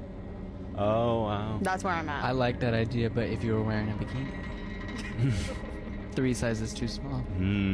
Just covering the nipple? I'm not discriminating this year. I'm gonna be sexually harassing Drew and fuck it. Women cannot escape. Y'all want equality? Here you go. Here you go. Yeah, fair enough. Yeah, everyone's getting sexually not assaulted. What is it? Harassed. Sexual harassment. Everybody equally. But yeah, man. But that's why I relate to this game. Look, long story short, that's why I love this game and I relate to it so much. Clipping that, good. Tell the world. I sexually harass everybody. Equally.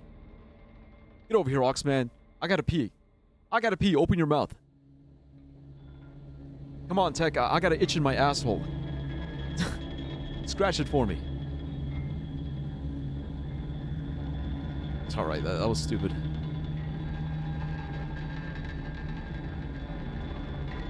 Let me do it. No, shut the fuck up. Alright, for real, guys. BRB. Oh no. What the fuck? Yeah, TK. Dude, okay, but like sometimes I just make like the most out-of-pocket jokes out of nowhere. Is the game over? No, it's not over. We gotta get the other endings. I just, see, the thing is, the game is so short, like, it's like filler. We're doing a little bit of filler. And really, like, I was just trying to make the point that, like, that's why I relate to this game so much. That's why I like it. That's why I like it, because there is that, like, that internal dialogue. Like, that internal dialogue, that internal reasoning. More than anything, it's like the reasoning. So when you said that she had a background in mathematics, I was like, yeah, that makes sense. That makes a lot of sense, because everything she says, she always has, like, a reason for it. She backs it up with a reason.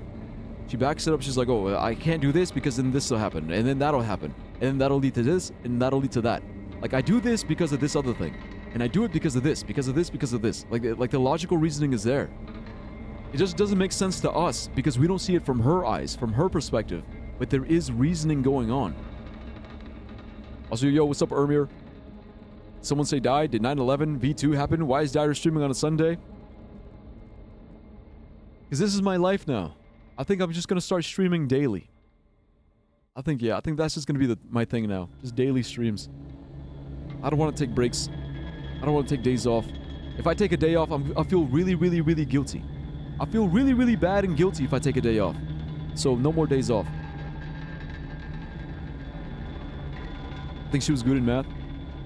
It's October. He got to get them spoopy vids in. Yeah, exactly. We're milking. We're milking the spoopy vibes. But anyways, with that being said, guys, let me look up a guide so we can get all these other endings.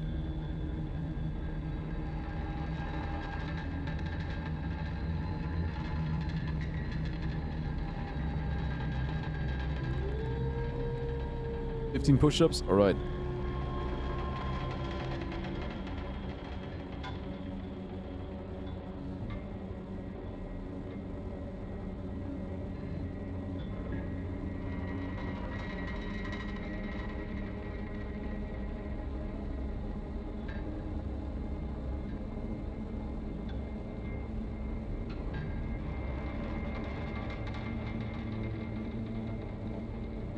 You know what? We should have saved the game. The thing is, we didn't save, did we?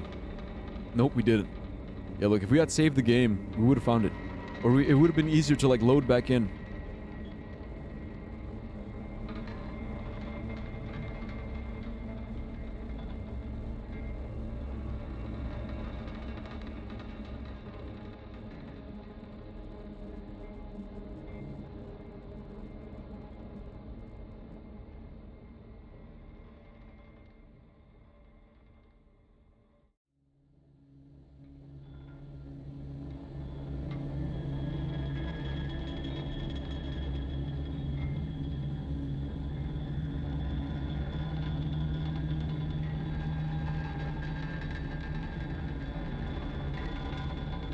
Oh yeah, there's so many endings. Okay, so the one that I got was Everything is Fine. So the Everything is Fine achievement, ending 4.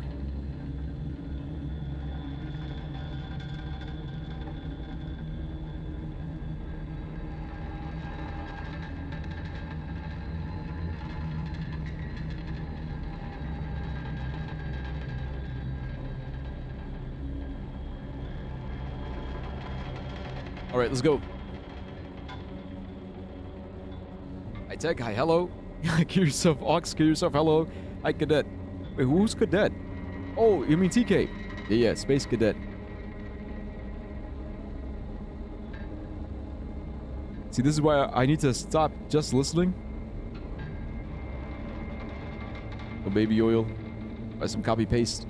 Day 2 of AnimeCon today. I mostly went for a friend because he wanted to shoot his shot and look for a girlfriend, which in AnimeCon is your ideal place to look for girls. Anyway, I talked to a couple chick, but not much happened. Secretly, I was mostly there to get more merch, but didn't get anything, sadly. See, like, that's already your first. You don't go to pick up chicks. You just go to talk to people. Okay, talk to people, make friends. Why is it got to be like, oh, I'm looking for a girlfriend? The only reason I talked to those chicks was because someone said no balls. Talking to chicks you don't give a fuck about is easy.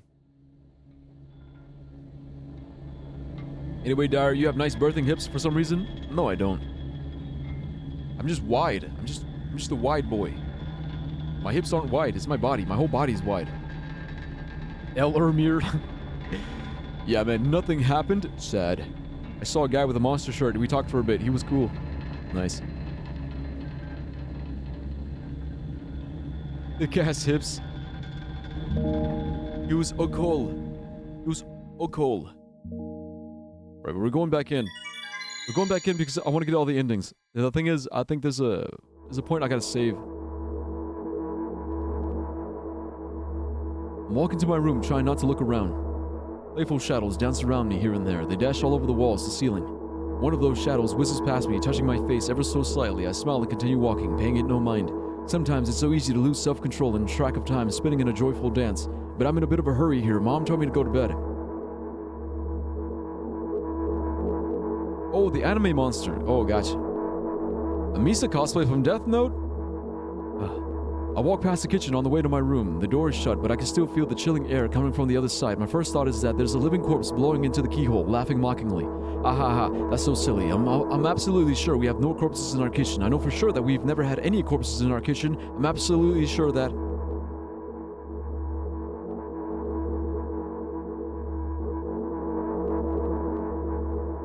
I break into a run and dash toward the closed door. The shadows intensify their chaotic dance. Are they trying to stop me or calm me down? I don't know. It doesn't matter right now. Don't you get it?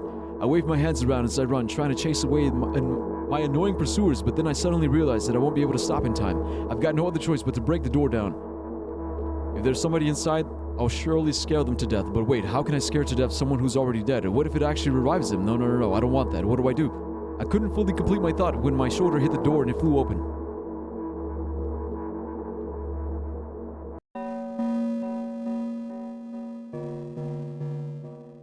As I expected, there was no living corpse inside, but there was a bag of milk I bought today, sitting right in the middle of the table, watching me with his unblinking eyes. I stare back, nothing happens. Although, what exactly did I expect? Gratitude? Have I done something that warranted it? A bag of milk probably doesn't care whether it's on the shelf in a store or on the table in my mom's kitchen. On the other hand, nobody would drink milk inside the store, which means I took it from the safest place in the world and into the scary unknown. I'm so sorry, you poor thing. I turn away in shame and leave the room in a hurry. It only brings other troubles. Or I only bring other troubles. I only bring others trouble. I walk toward my room through a narrow corridor. I meet a familiar formless creature at the door. It looks me and it locks me in its clutches and starts sniffing every inch of my body like a hungry dog. I'm not struggling. I know it's useless. I just stay silent and endure its tight grip that stops me from moving.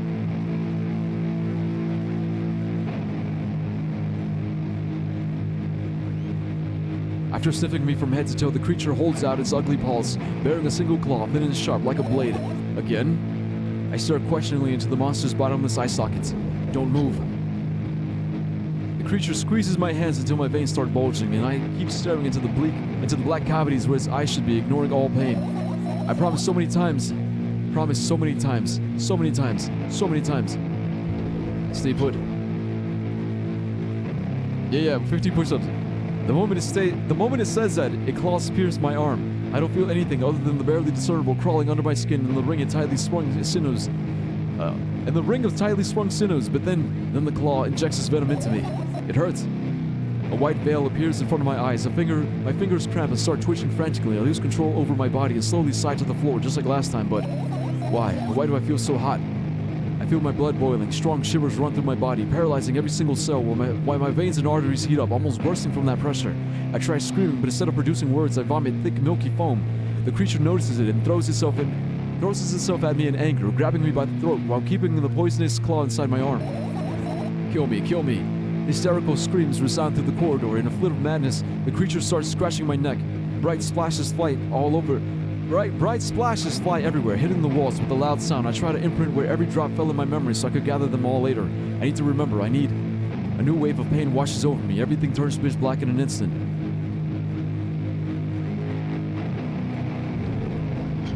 Say it. I'll never drink milk ever again.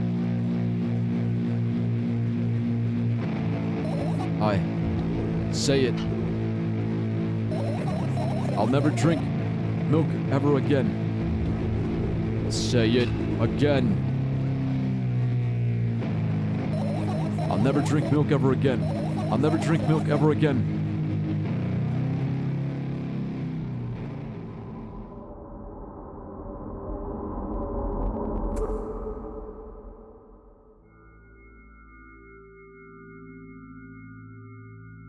Okay, now I think this is a good save point.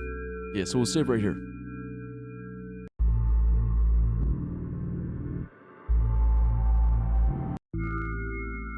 Alright, also, yeah, the 15 push-ups. 15 push-ups and also check Discord. Alright, guys, alright.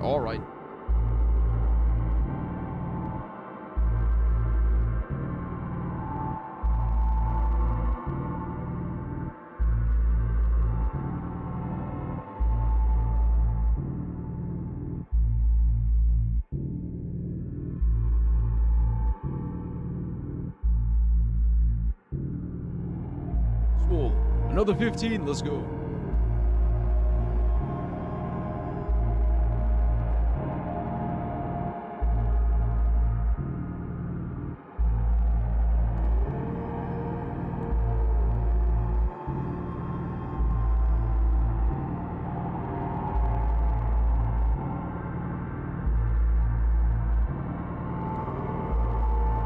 Ooh. Guys, come on. We gotta play this fucking game.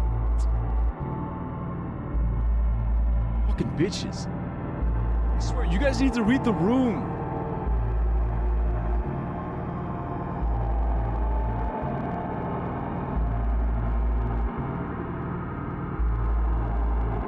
Fucking bitches, man. At least mix it up. Why is it all push-ups? It says 15, so that's 45. Another 45 push-ups and 10 crunches.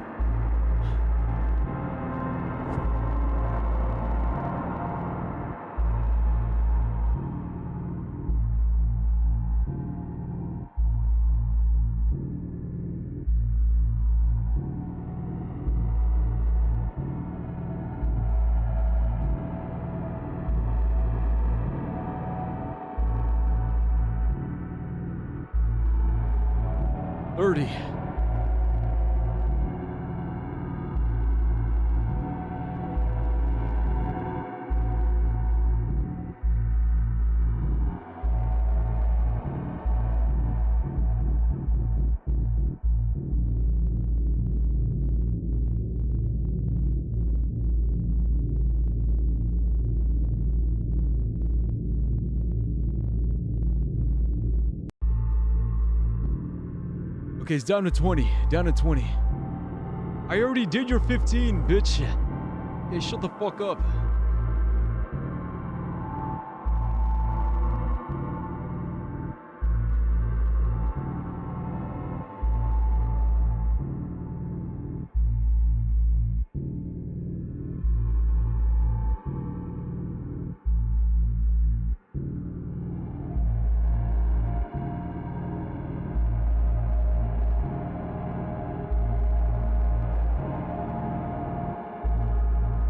Okay, 10.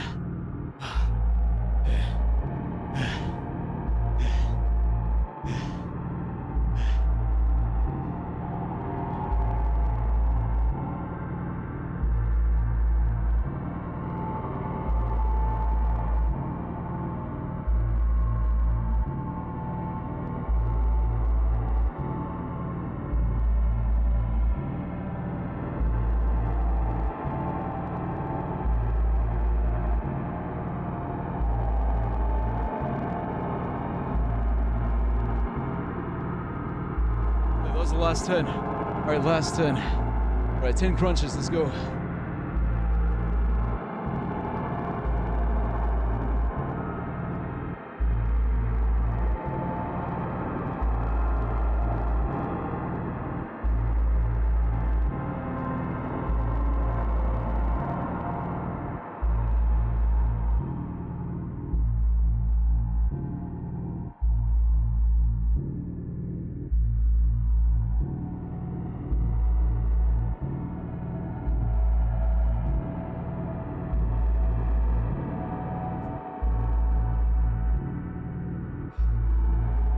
There, fucking happy. Happy, you fucking sadistic bastards. Ouch.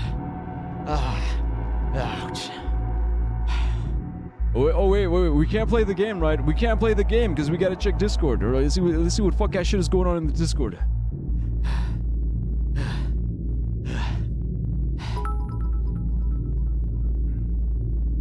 Thank you, Pookie. Don't fucking call me Pookie. I'm not your fucking Pookie.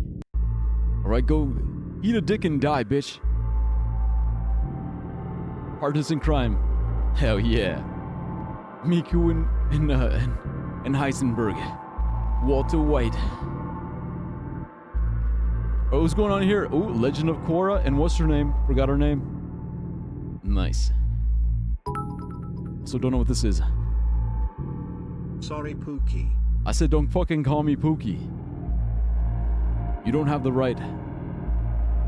Bunch of shirts. Nice. Oh, dude, I love this one. Yeah, this one right here, like that scene. Because like that scene of Raichu and Pikachu, I remember it. Wait, you said Azami? Wait, that's her name? Azami? Nah, I totally forgot. Oh, and they're from Valo? Raising KJ. Find no more bits for you? Right, good. I don't know who this is. But yeah, but like this scene though. This scene of like Raichu and Pikachu.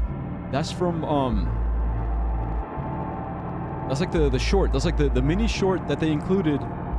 I think either in the Entei movie. No, it wasn't in the. It was in the Lugia movie. Yeah, Pokemon 2000. So Pokemon 2000, the VHS, it came with like a mini series or like a mini like a short, like a short where they go to Pokemon Island. So that's where that's from because Pikachu meets Raichu and he's all like, "I'm better than you." No, you're not. And then they have like a whole rivalry thing going on. Yeah, so it's really good. I love that scene. Lots of memories. What's wrong, Pookie? I'm catching my breath, and don't call me fucking Pookie. Everyone call Dire Pookie. No, don't. If you guys call me, if one more person calls me Pookie, I'm gonna end stream.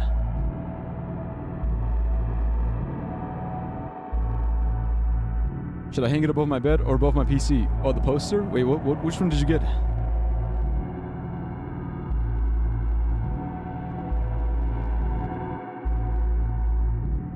My bad, Pookie? Okay, that's it. We're done.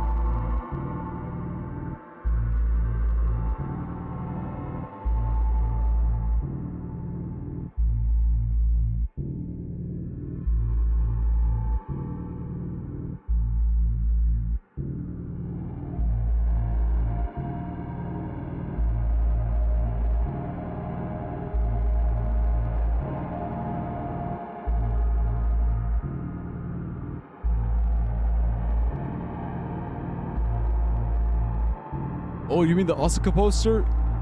Yeah, because that's the one you got, right? That's the one you're talking about? So you said over your bed or above your PC? This feels more like a bed poster. Or honestly, more like a PC. No, actually, yeah, a PC. More of a PC poster. Like when you need some inspiration, you know, you just look up, you see Asuka, and it's like, yeah, we can keep going.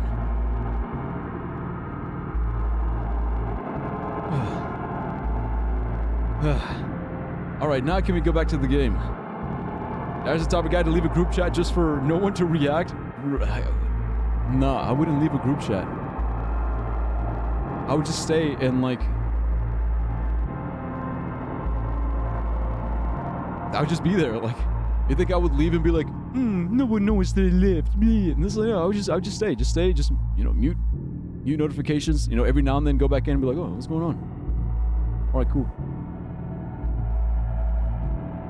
It's just Pookie being Pookie. Look, the reason why I don't want you guys, look, all right. There's a very specific reason why. Look, there's a very specific reason why I don't like Pookie. Okay, there's a very, very, very specific reason why, but I can't get into it. Just know that, like, it just makes me cringe.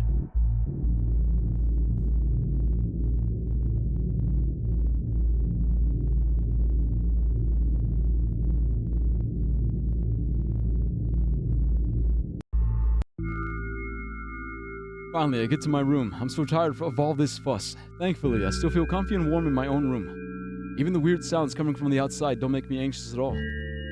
Mom told me to go to bed, so I need to perform all the needed preparations. I've washed my face and now I'm standing in front of the mirror with the toothbrush in my mouth.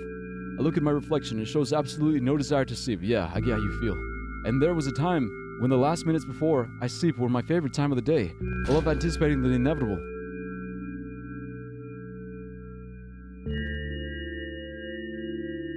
Okay, for some... Oh, okay, it's because... Whoops. Yeah, I forgot I muted those.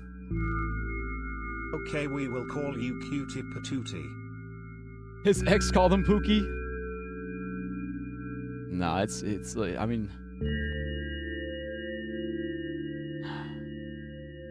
I don't have exes. For legal reasons, I don't have exes. Because I don't. That's the thing, like, it's like... It's not even an ex. It's like, what the fuck do you call it? What the fuck do you call it, man? Like, am I just fucking crazy? Am I just delusional? Is it just me? Me and my imagination? It's just... Like, relationship. Bitch, what relationship? What relationship? What relationship? No relationship. It's zero relationship. Zero. There's nothing. There was nothing ever there. Like, for all I know, it was just me. It was just me talking to a fucking brick wall.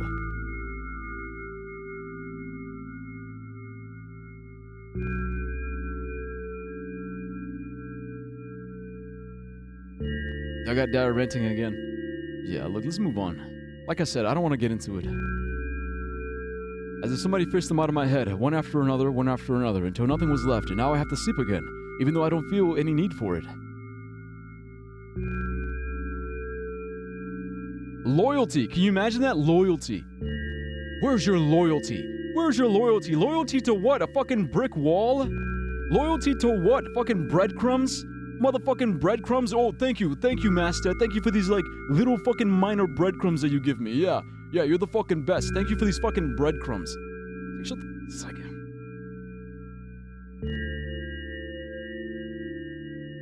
The bare fucking minimum. Imagine someone gives you the bare fucking minimum. Bare fucking minimum. And they demand compensation in blood.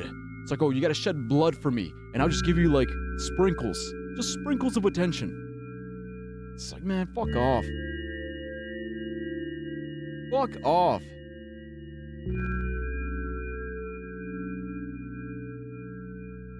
After finishing with my face, I usually reach out for my pills. It's funny, but I have no idea how they work separately since I always swallow them as a bunch without thinking. Now I want to have a better look at it, to twirl it between my fingers, to chew on it. I'd do anything to stall for just a little bit more time. A little bit more time. The smooth, protruding red capsule is looking at me. It's covered in a murky, semi-transparent film, but I can still discern its contents. So what do we have inside you? I gently pressed it on the capsule. I gently press on the capsule from both sides, and to my surprise, it turns out to be soft and squishy. I press harder, and the capsule pops. Sticky, bright, and red liquid pours out. Filthy, filthy. The pill flies straight into the waste bin, and I start rigorously washing my hands. Nah, there's no way I'm drinking that. Next was a flat pill with the same blood red color. There were some letters printed out on it. Oh, I get it. This is the medicine that makes me really sleepy, but it's not the type of medicine I want. That's not it at all. It's fake. No. I don't even want to look at it. The pill flies into the waste bin as well. The next half an hour goes in a similar fashion. I study every pill from all sides and then find a reason not to swallow it. I invent my own medicine instead and enjoy swallowing them one after another, letting myself drown in their healing effects. Hey, my neck doesn't hurt anymore. Hey, my hand doesn't hurt anymore. Hey, my head doesn't hurt anymore. Hey, my heart doesn't hurt anymore. Hey, my stomach doesn't hurt anymore. Hey, my eyes don't hurt anymore. How come I didn't think of this earlier? This is so simple. I need to brag about it to someone right now. But not to my mom. She would just scold me. And she's sure I'm already sleeping anyway. I don't want to disturb her without reason. I'll think of something myself. Besides, I just really want some small talk. I wonder who's going to be my conversation partner.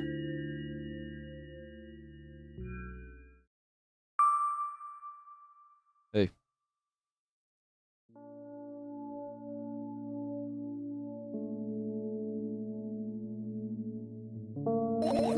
Hey, long time no see. Save game. Our repeater decides to die at the most convenient moments. Oi. Yeah, welcome back, Tech. Talking about his past relationship that's not a relationship. It's a fucking situationship. It's fucking stupid, man. It's fucking stupid. Fucking stupid-ass relationships that aren't relationships. And the worst part is people just do it. You know, people do it so they can fucking, like, it's just like, it's just...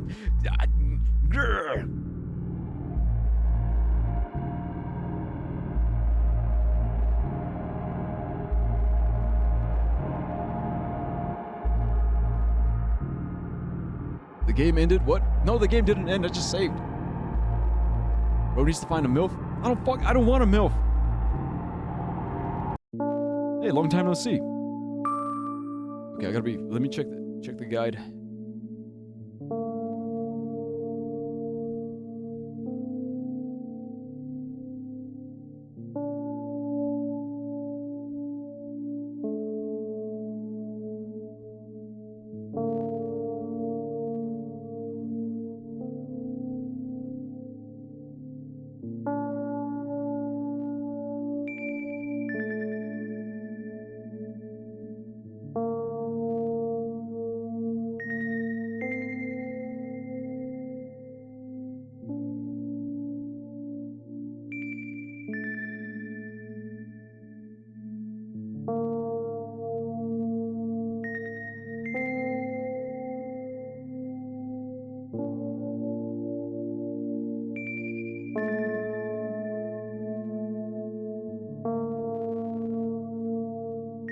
Okay. I think that's where we save. Alright. So you said long time no see? It hasn't even been an hour, dummy. There you go, bullying me again. Are you even a little bit happy? Not even the slightest bit? No. Well, then I'm not happy either. You need to go to bed. No, you've been in control for way too long already. It's my turn now, alright? I'll just stay silent until the medicine's effects wear off. How about that? Hey, you can't do that. You need to do your best to make me feel better. That's exactly what I'm doing. What a bully. Actually, why am I even worried about this? In reality, I don't need you. At all. I'm so energetic and I feel great, which means I can do anything. And you? You can only watch and agonize over your uselessness. I can imagine how angry you are right now. What made you so happy all of a sudden? And why would I be sad? Remember yourself a couple of hours ago? I don't know what you mean. Stop lying. Nuh-uh, I still don't understand. Whatever, unlike you, I won't forget that pathetic snotty girl for a long time. She just whines and whines all the time. Don't even try ruining my mood. I want to have fun. I want to have fun while we're together, alright? So you're the one calling the shots now? Yeah. Well, let's see how long that you can last. Yeah, we'll see. Am I really that pathetic? Say something. I can feel tears streaming down my cheeks, hanging from my chin, and then falling on my clothes, burning holes in them. That was fast, but not unexpected. Hey, at least I tried. Go wash your face, then we'll decide what to do with you. So we gotta make her take her meds first. And then that's when the real game begins. That's what, like, the guide begins. I'm in front of a mirror again. I keep staring at my reflection, trying not to get distracted by the sneering looks the walls are giving me, trying not to drown in their giggling, but then me in the mirror also shows me a creepy smile, bares her teeth at me. I shut my eyes, but that doesn't help. It wouldn't have helped even if I sunk through the floor. I start counting in my mind: 2 squared, 2 by 2 squared, a square squared, a square pyramid squared, a pyramidal structure cubed, a pyramidal structure hypercubed. I feel better. But my head is splitting apart now. How do you feel? You're mocking me, right? I'm obligated to ask you this at least a couple of times per session. A session, huh? You don't like that word? I'm fine. No, you're not. I don't know why, but I thought I'd be able to take control. I was almost ready to. I was sure I'd be able to change something. After all, I was able to buy milk, you know? Yeah, you ought to know how challenging it was.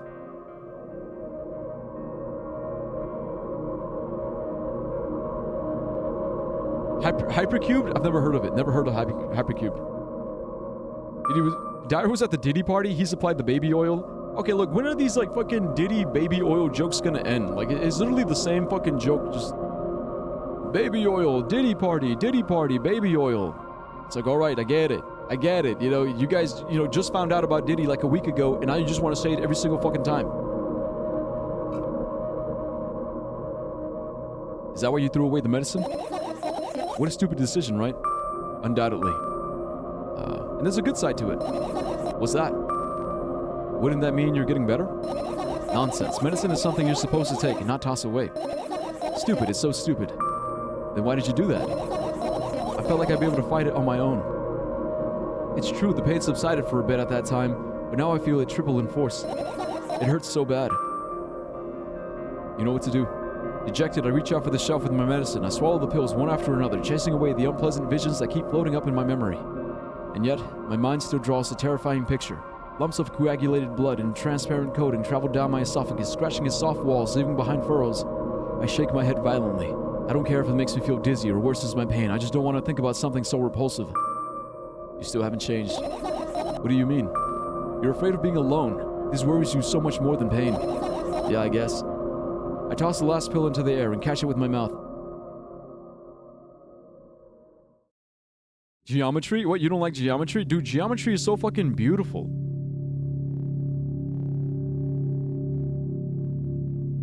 Like, matter of fact... Okay, wait, pause. Wait, we can't pause. Let me pause real quick, because, like, this is another thing. It's the same thing. When I mention math and people are like, ew, math. You had a bad math teacher. When I mention geometry, ew, geometry. You had a bad geometry teacher. Imagine if someone said, oh, do you like art? And then someone said, ew, art. Like, how do you hate art? What if someone said music and you said, ew, music? What if you said gardening and you said, ew, gardening? Food, ew, food. It's like, hating geometry is like hating life itself. It's like, what do you mean? You never seen, like, circles and curves and, like, a perfect triangle. You know, like the satisfaction of a triangle, and you take that same triangle and you spin it 180 and you put it on top and you have, like, you have the Star of David, the hexagram. And it turns into a fucking hexagon, and like a hexagonal, like the hexagonal shape of a honeycomb. Like, that's all geometry, the beauty of fucking geometry. Like squares on squares on squares that form a fucking grid. The beautiful fucking, like, you know, X by X, just simplicity of a fucking grid. But no, everyone's like, ew, geometry, triangles, circles and ovals and curves and parabolas and, you know, and like the curves of a highway, the curves of a woman, you know, the fucking ratio, the beautiful fucking ratio, fat to muscle, you know, a nipple to areola to breast, the shape of it. That's all geometry. That's all geometry. You think geometry is, oh, find X and find Y and find 2 and find 3. That's not geometry. That's what they want you to think is geometry, but that's not real fucking geometry. That's not real fucking geometry. God!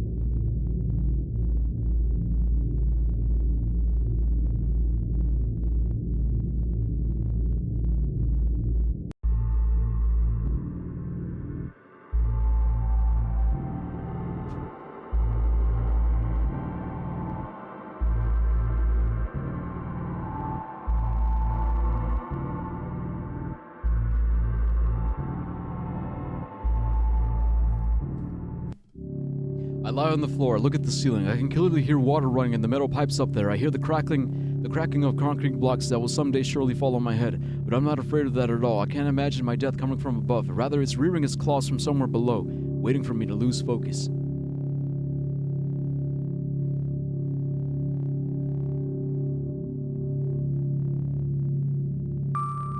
What do you want to talk about? No, I've had enough of talking.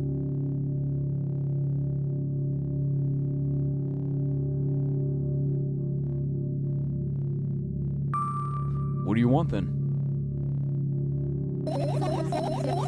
I just want to lie down for a bit.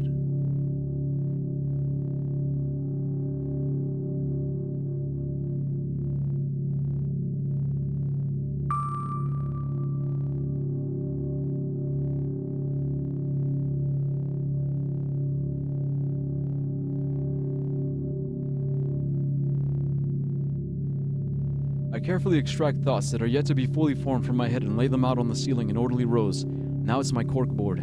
In hopes of seeing the whole picture, I switch them from one place to another, pile them on top of each other, scatter them around. In the end, I'll throw them off with my hand, annoyed, and start over. I can't do it. You can always imagine your thoughts as something small and swarming, like cockroaches. Ew, I hate cockroaches. Can I make them into fireflies? I don't mind either way.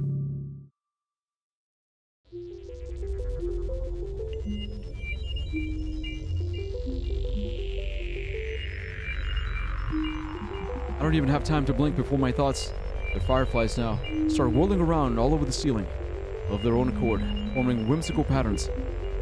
I can only observe them and wait for the right moment.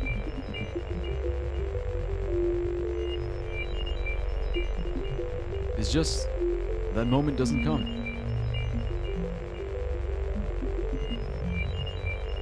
The mocking sounds of flapping wings coming from the ceiling makes me start losing my patience.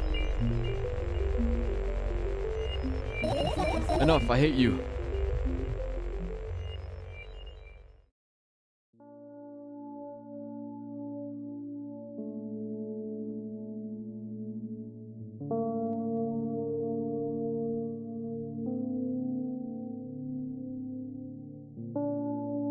Okay, quick little pause, because I just read what fucking Oxman said in the fucking chat. I hate when geometry has shapes in it instead of just numbers. Like, bitch, give me the equation already. You motherfucker, motherfucker, motherfucker, motherfucker, motherfucker.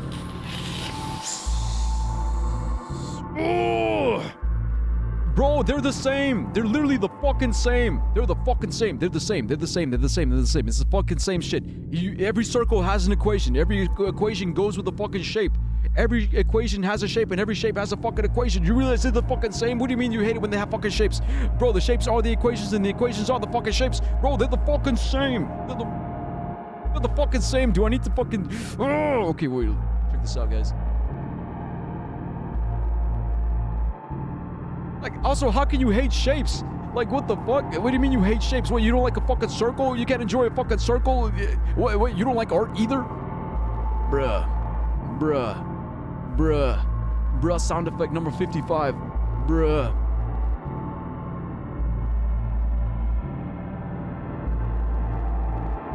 Like, how do you think I made this shit? You see all these shapes? These shapes, these lines, these curves, these angles. You see the eye, the all-seeing eye, the eye of identity, the ID, the id.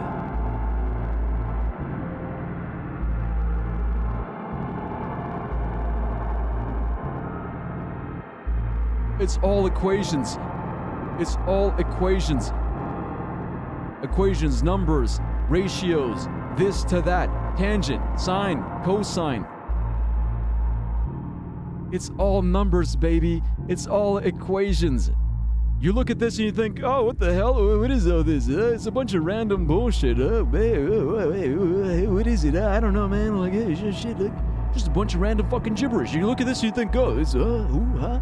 You know, what is R? What is R? What is R? You guys, what does R equal? What does R represent? You don't even know. You don't even fucking know, because you didn't write this. You didn't work this out. You didn't sit here painstakingly laying every single brick. You didn't see the brick. R is radius. A radius of what?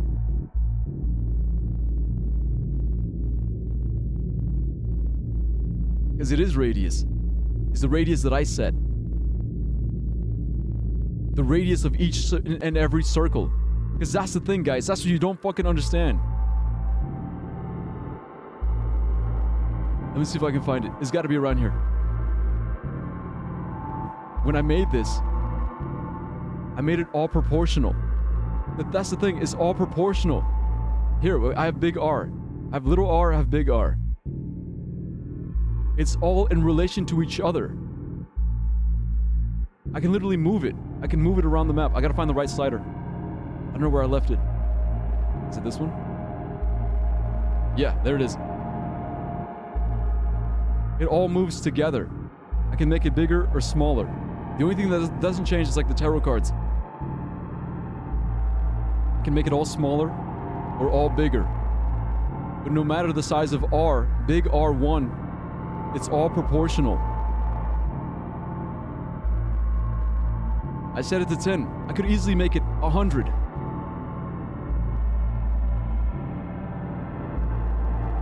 It's the same fucking proportion. It's the same proportion. I mean, some of the sign functions, they start to break. One person, you keep doing it, you keep saying that's what you don't, or that's why you. It's one person, not the entire group.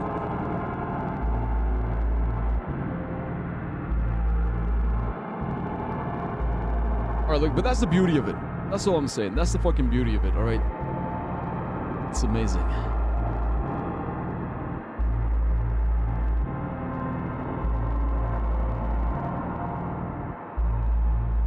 Show me the equations, it's easier. Bro, if you can't understand that... Alright. I was about to rip his shirt off and turn to a gorilla? Yeah, I really am.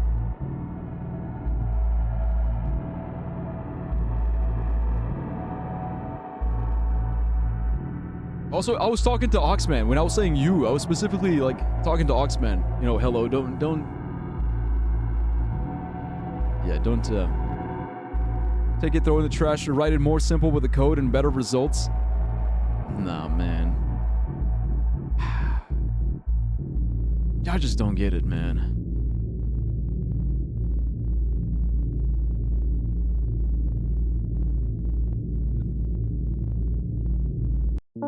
I spring to my feet and scream at the top of my lungs as the fireflies scatter.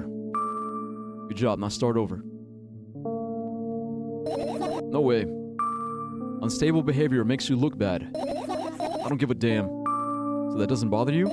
Should it? No. A lot of people act like this. Really? There's nothing shameful about snapping at someone, even if you have reason for that. You did have a reason, didn't you? You'll surely get better, believe me. And now start over. You're at it again. What do you mean? Never mind. I've changed my mind anyway. Please don't stay silent for this long anymore. I'm having a hard time without your help. Fine. I raise my eyes to look at the ceiling once more. Sadly, all my fireflies seem to be hiding somewhere. I need to find them. Forget about them and go to bed. No, you don't get it. If I'm thinking about something, I need to finish my thoughts or else... I glance around the room. There are too many places for a creature as small as a firefly to hide here. It can be anywhere. Suddenly, I hear a deafening rumble. The clock just hit midnight. It's so late already, but I can't go to bed right now. Will you help me? Please tell me you'll help me. Come on, stop bullying me. You promised to talk to me. What were you thinking about while lying on the floor? What do you mean? You should know better than anyone else. Now here's where we save.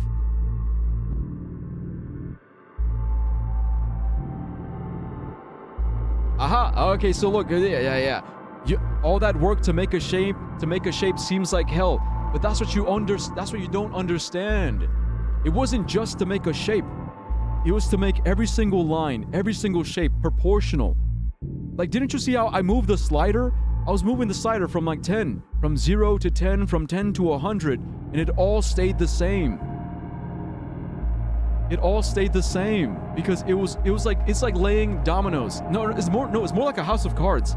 It's like you lay the foundation, and then the next layer, and then the next layer, and then the next layer. Like everything has to depend on something else that came before something else. That way it all moves together like one living organism. You know, big, and small. That's even more hellish. Exactly. That's why it takes skill. The harder it is, the more skill it requires. It's skill. Because any motherfucker can just draw. Oh, let me just draw the lines. Bam. Shape done. Alright, cool. You drew it. Any motherfucker can like, oh, let me just code this one line. This one static line that stays in this one place from point A to point B, and that's it. That's also easy. It takes fucking skill to make it go in and out, and still retain the integrity of the full shape. That's where the skill is. The skill. Skill to make a useless shape is not even about the shape. That's the thing. That's the most beautiful fucking part of it. The most beautiful fucking part is that it's not even about the shape. It's about the relationship, dude. The motherfucking relationship, how it's all related together. Like that's the best fucking part. Like, how does a butterfly flap cause a tsunami on the other side of the globe? Imagine if you could pinpoint. You could pinpoint, like, oh, this is how this one moth flaps his wings, and it leads to this event, and this event, and this one, and this one, and this one, and this one, and then bam, tsunami on the other side of the globe. I know how it happened, because I made it happen. I made it happen.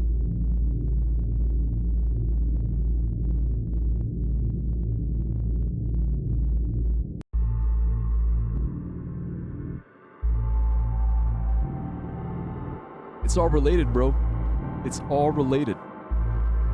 I have R1 is related to R2. R2 is related to big R. R1 is related to big R1. I have big R1, big R2. Like you see, like the recurring themes. Every single equation is related to R1 or R3. Look, I have R3. I think I go up to like R6 at some point. Y1. I got Y1. I got Y2. Y1 is related to Y2.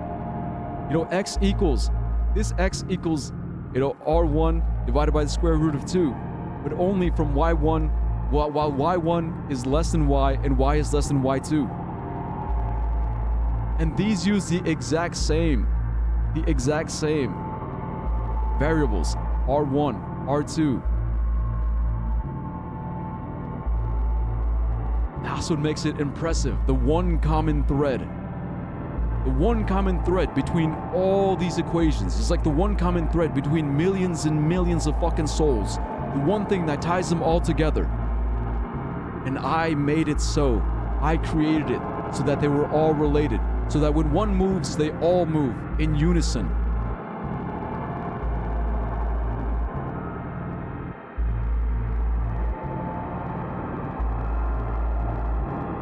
It's beautiful.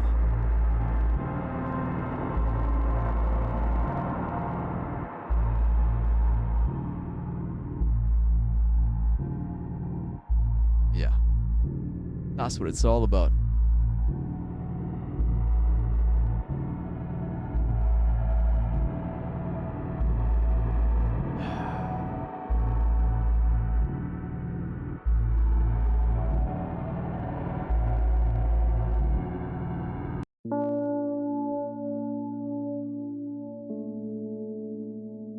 That's the thing, I have no idea. This is weird. Will you tell me? Hi.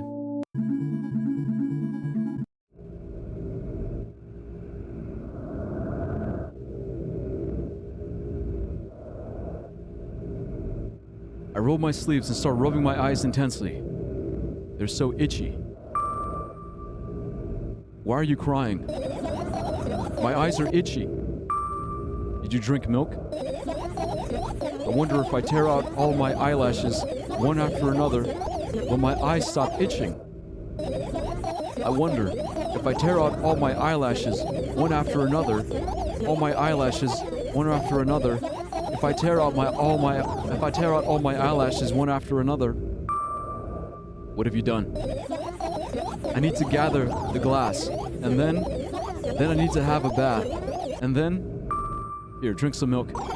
No! I stand in the middle of the room, my mouth agape, gasping for air. I think I just experienced death. I don't know any other way to explain what happened. But that was surely something. Will you tell me or not? About what? Let's look for the fireflies instead. You're acting weird. Help me instead of running your mouth. I've already had enough adventures before bed. I need to gather my thoughts quickly and go to bed. And my thoughts are hiding from me. To be honest, I have no idea where to look for them. Me neither. I guess we'll have to tear the whole place apart. No. And no. If I make even the smallest messes here, I'll feel really bad. All the things should stay in their place, and that's it. Why?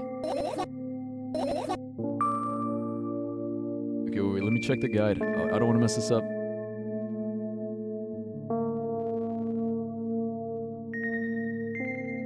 Ah, okay. Alright, let's go. Are you trying to... No, last time we did that. We did that last time, so this time let's do this. You don't have to tell me if you don't want to. I don't, and I won't. Alright then, so we need to find a bunch of tiny insects inside a mountain of junk without moving anything, not even an inch? Yeah. Oh my. I have an idea. Last time becoming a visual novel character helped me achieve my goal. Now I want to become a point-and-click adventure game character. You know, those games have moments when you just look at different objects and something inevitably happens? It sounds so fun. Okay, we're just gonna power through because we've been here. Okay, blah, blah, blah, blah, blah. Oh no. You're such a handful. Do what you want. Go to the middle of the room, look around. Where should I hide if I were a tiny fire? Where would I hide if I were a tiny firefly? Oh, this is so thrilling. My heart gets warmer from the pleasant anticipation. Hey, what? Look down. I look down. After a moment, a small ball of light and warmth crawls out from under my sweater. Wowie. Wowie.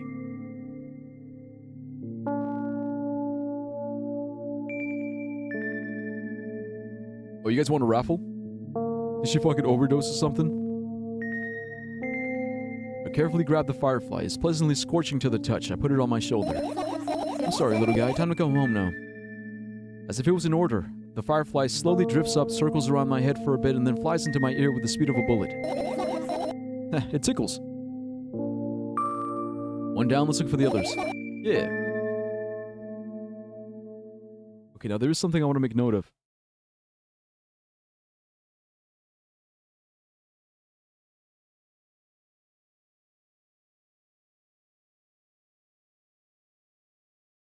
Okay, so to speed this along, so we can find... So there's only...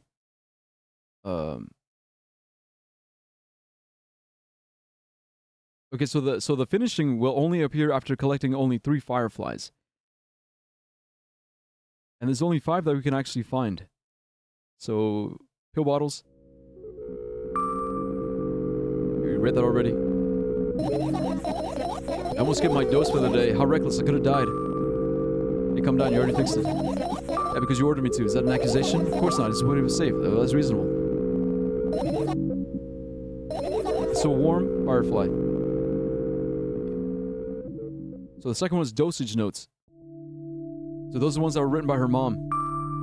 Dosage and side effects? Yeah. I thought you knew them by heart. Yeah. This is not your handwriting, isn't it? No, because it was her mom. Don't forget to thank your mom. Don't tell me what to do. Hey. Wait.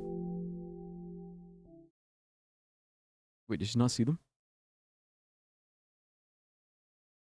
Or is it these? Wait, what are those? Oh, those. Those are the photos of my best memories. Wait, the cat lady was so long ago? Was it really that long ago? What, like a month? Those are photos of my best memories. But they're blank. I stared at them so intensely that I burned them with my eyes. Now they're just covering the cracks in the walls. Cracks? Forget it. Are we continuing the search or what? Okay, we are. Okay, that's weird. It says here dosage notes. I thought we would have found them. Oh, I know computer. Yeah, computer's one of them. Take a look at my laptop. I haven't touched it in years. Yeah. So that's when she explains the internet.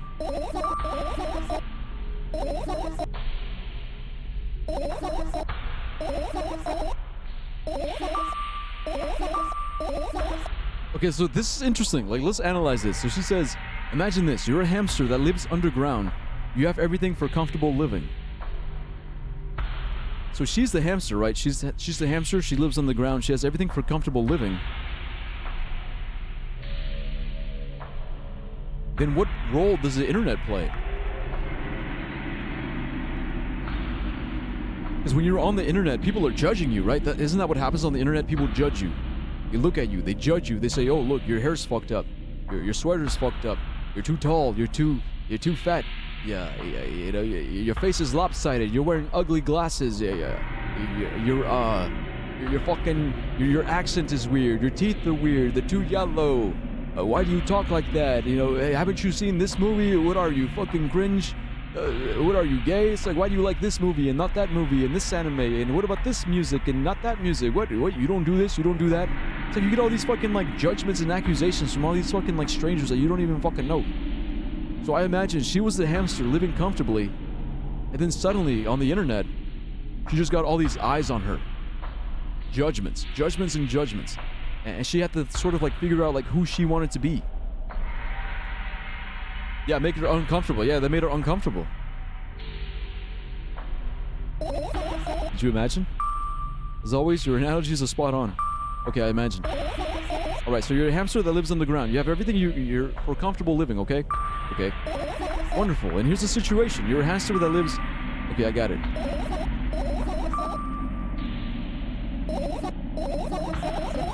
On one wonderful day, someone digs you up from your hamster house and brings you to the pet store. Now your new home is a cage. It's way more comfortable and warm compared to the underground. And the most important part, you have a lot of neighbors here. Their cages are identical to yours, and the other hamsters look identical to you too. That means you are all the same. Apart from the fact that they were born at that shop. The fact that they were born, that's a typo. The fact that they were born at the shop. You'll ask, what does that indicate? And I'll tell you, nothing at all. I forgot what I was talking about.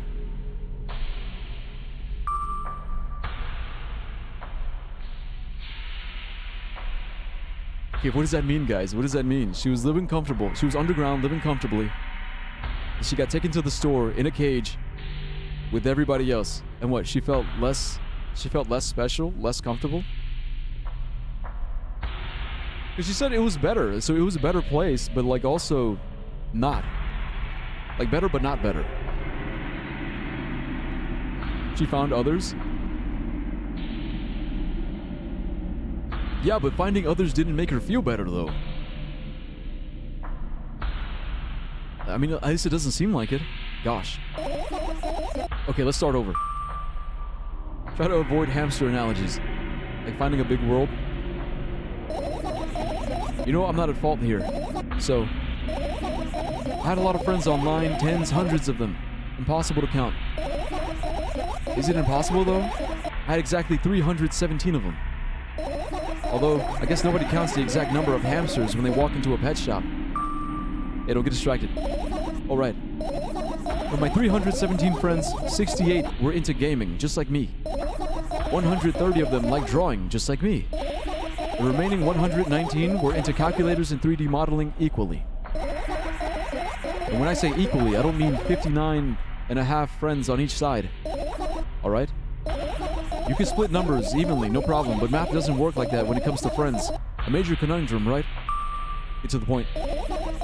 I knew, of course, that no real people exist on the web. I also understood that all my friends die the moment I turn off my laptop. But I still wasn't even a bit worried. Why? You know what computer programs consist of? It's just a combination of numbers. True? Which means my friends are also numbers. Isn't that amusing? Not really. Why do you call them your friends? I mean, everyone who shares my interests is my friend, and I don't care whether they know about my existence or not. Anyways, as I was saying, every program has its own algorithm and purpose, its mathematical formulas. True? True? Every program has its own algorithm and purpose, its mathematical formulas. You do. Set of instructions. Instructions are math. It's math, bro. Like, I know you don't want to accept it, but that's math. It's a mathematical formula. Input, output. Input, output. You input this, you want it to output something. You code it. You code it. You make it so. That's a formula. That's what a formula is. That's what an equation is. You tell the equation what to do for you, and you make it do the thing. You make it do the thing you want it to do because you code it. You construct the formulas. You construct the equations. Yeah, I don't understand it either, Ox. He doesn't want to accept it. I will cut off your balls? Alright, cut off my balls. Guess what? Programming is still math. And if you solve that formula, you'll be able to predict the program's behavior at any moment. Yup. The longer you speak, the less I follow. That's because she gets it. She gets it, the voice doesn't get it. You don't need to follow me around, just listen. I sit on the floor and the laptop screen ends up right in front of me. The only thing reflected in it is my dim face. A web person is just a random picture and a random string of letters. Words and actions from the web person are just executable code. Hey, let me know if you need a break. One day, someone appeared. From that point on, my laptop was always on. Oh no. There are no real people on the web. But he was good at pretending. At some point, I let him trick me. No! Hey, look. Huh? Suddenly, a firefly slowly crawls out of the laptop's vent grill. I reach for it. It gets on top of my palm, blinking all the while. No. There are no real people. But one day I met someone who was really good at pretending, and he tricked me. No. No. No, it's too real, guys. It's too fucking real. It's too real. I need a break.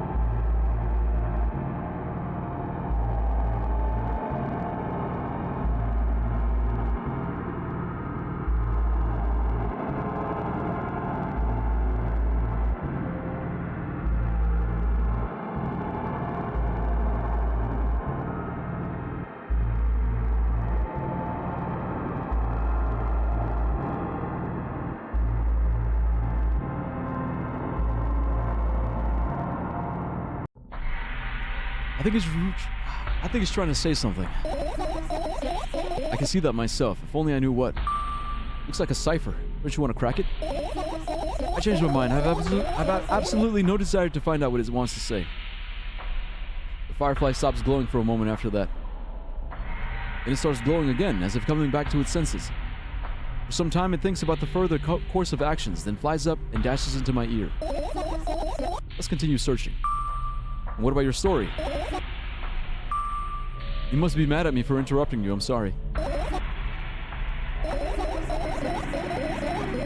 If you do everything right, I'll finish my story, maybe. You promise? I promise. And if you forget, then remind me. With a code word, for example. What code word? I'll think of one later. And for now, let's keep searching for my fireflies.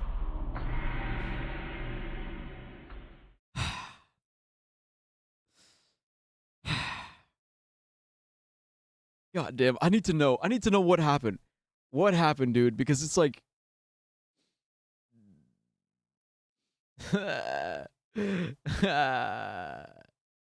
It feels like that sometimes. It really does feel like that. It feels like that. It's like you meet someone and like, wow, you seem really fucking cool. I trust you with my life. And then it's like, wham! They give you a reason not to trust them. It's like, bam! Backstab. Betrayal.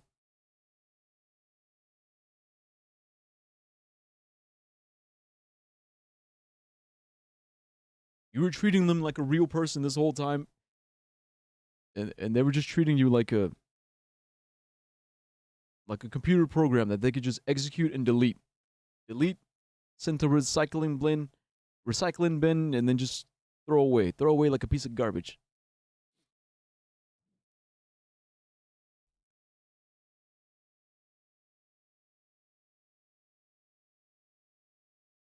Damn.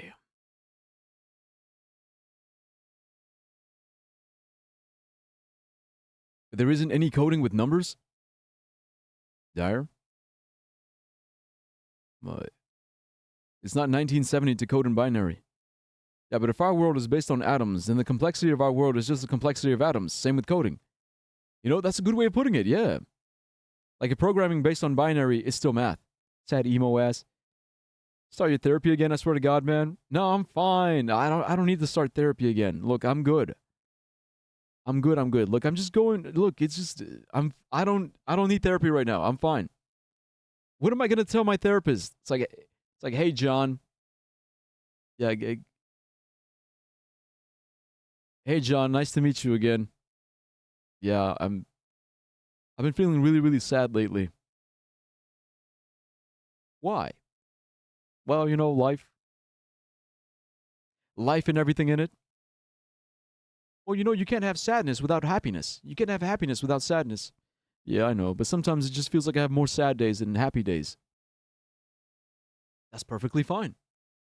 That's why it's important to appreciate the happy days and also appreciate the sad days. But how do I do that? How do I appreciate the sad days? Like, I guess, how? Well, think of it like this way. Emotions are emotions. You feel your emotions because you feel the way you feel, and usually your emotions are trying to tell you something. Why are you sad? I guess my life isn't what I thought it'd be. I'm disappointed in myself. Well, what does that mean? I just got to keep going, right? Exactly.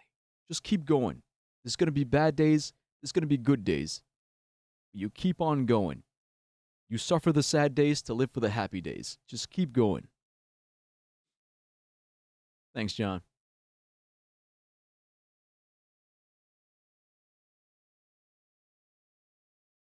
Okay, now we can finish searching.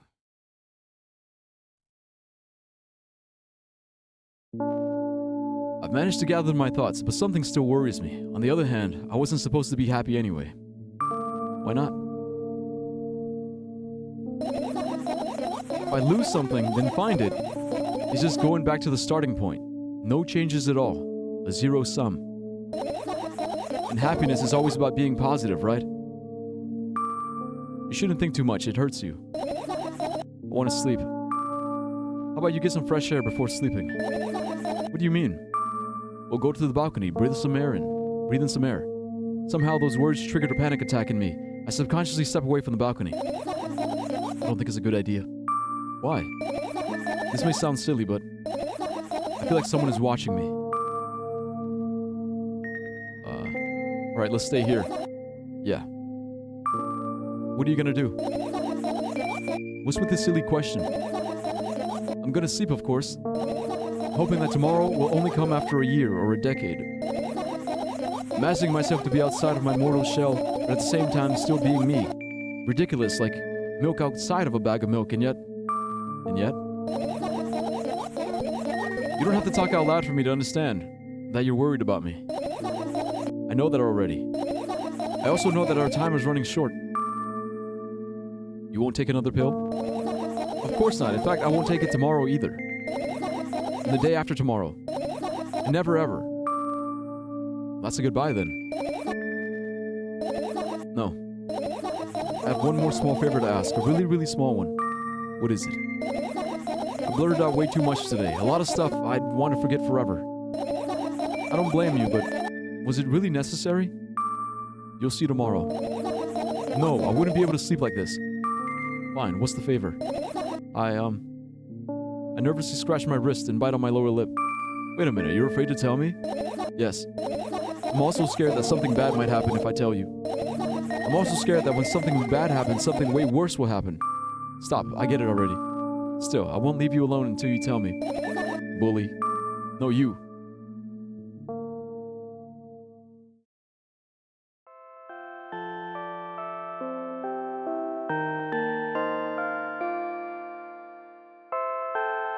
down to my sleeping bag. The lower part of the room is very cold. I hurried to wrap myself in blankets, even though the electric heater is working hard to keep me warm.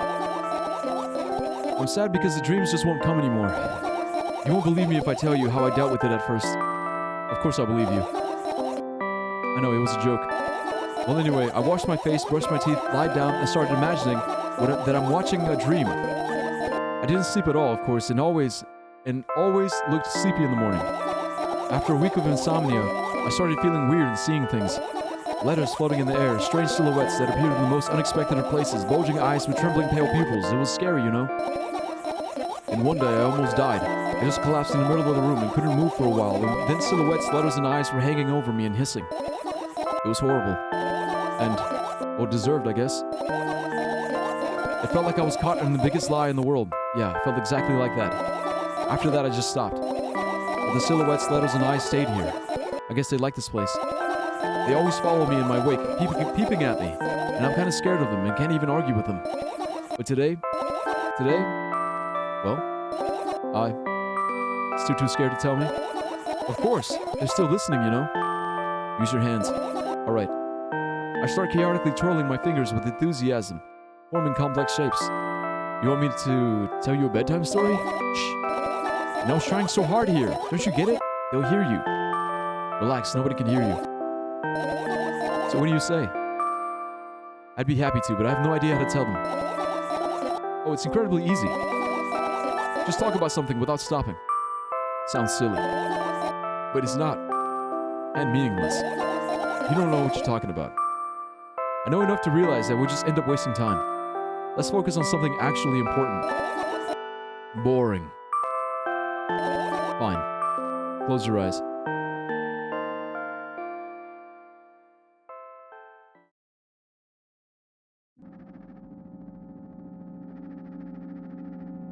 I wake up on a wooden bench. In front of me lies a narrow, dimly lit alley, an awfully familiar road. Where could I have seen it? Finally. I hear a voice coming from the side. I turn around and see a boy with a weird expression on his face.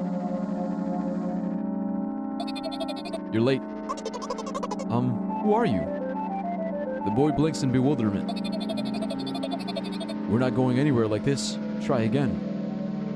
And he takes a very deep breath. You are late. I stare at him, confused. He stares back, also confused. Sorry? The boy nods, satisfied. See? Much better. Do you have a name? My name is Tresca. I give the brat an evaluating look. He's so young, and yet already coming at me with questions like that? None of your business. And besides, will anyone tell me what I'm doing here? Hey, that's rude. It's not like there's somebody else here besides me. Haven't they told you anything? I know all there is to know, for one. About what? You're obligated to escort me to the store. Tresca says that and strikes a victory pose. No way I'm doing that. You do understand that refusal is futile. Well, aren't you full of yourself? I'm serious. I'm not the one who decided that. You think I'm delighted with your company? He's weird, constantly shifting between happiness, sadness, loudness, silence. He's a wacko, and his name is Stupid. Are we going or what? You can go, and I need to think. I'd be happy to, but I don't know the way. Tresca pulls out a cunning smile. I bite my lower lip in frustration. I'll be honest with you, I don't like you.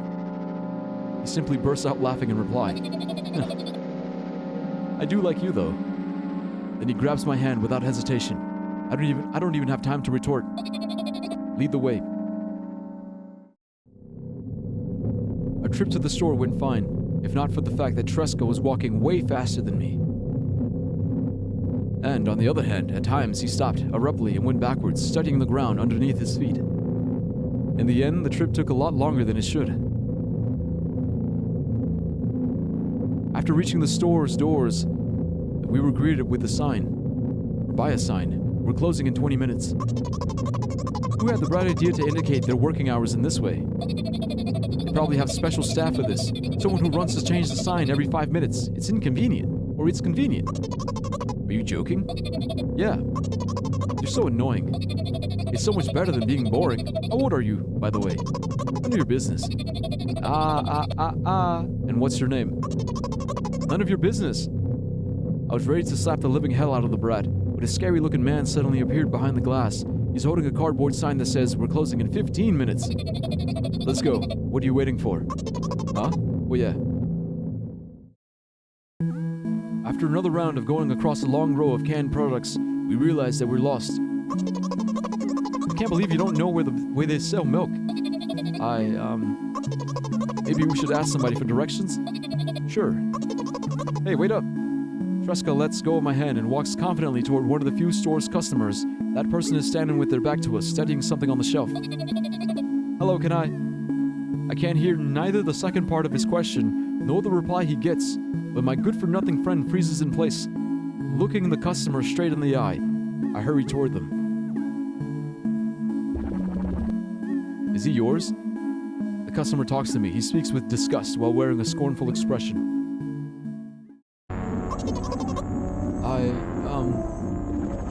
If he's yours, please get him away from me. Yes, I'm sorry. I grab Tresca's hand and lead him away. He's still looking at the customer, his mouth ajar and his eyes popped. He's also shaking. Only when we turn around the corner, Tresca calms down. What was that? I got so scared, he said. What? No, not again. Suddenly, Tresca starts screaming like crazy.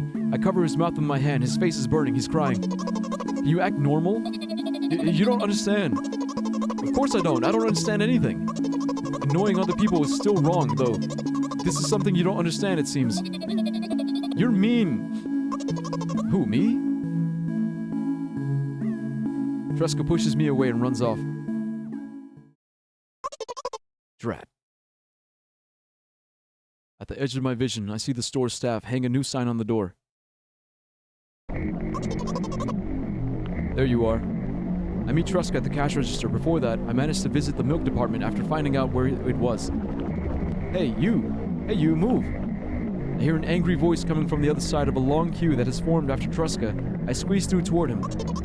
What happened? The boy doesn't respond. He just looks at his feet and sniffs. The cashier towers over him. There's a bag of milk lying between them. Is he yours? Yes. Just leave him home next time. People in the queue nod in agreement. Pay for the goods, please. Yes, of course. And the waiting fee. What? You heard me. I did, but that's unheard of. Tresca starts giggling all of a sudden. And for the fact that your son is a retard, too. But, you heard me. You know what? In a fit of rage, I throw a banknote at the cashier at a much higher value than needed, even counting in all the stupid fees, then grab a bag of milk and turn around on my heels. We're leaving Tresca. We spend the whole trip back in silence. At some point, we end up turning right toward a gas station. There, Tresca finally breaks his silence. You like ice cream? No. Okay. I look at the boy's face. A light flickers in his eyes for a brief moment, and then goes out. You know? He turns away from the path and walks straight toward the highway with determination. I stare at his back, confused.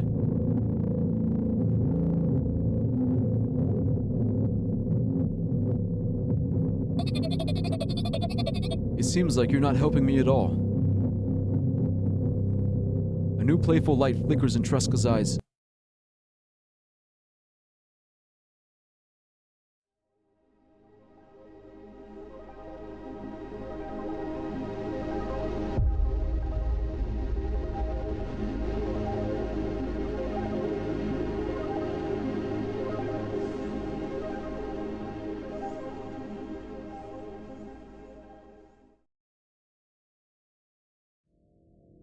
Milk outside a bag of milk outside a bag of milk. A game by Nikita Kiryukov.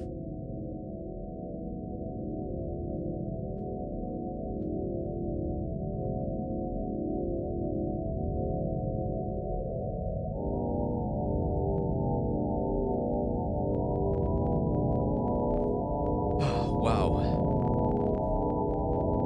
Yeah, because it's literally it's the first game. It's the first game, right? But she's seeing it from, like, the other perspective. Like, he even says the same thing. Like, it seems you're not very helpful at all. That's what she said in the first game. Like, if you failed the first game. Also, yeah, hey, Cruel. Hey, Crazy Cruel, how are you? How are you? How's it going?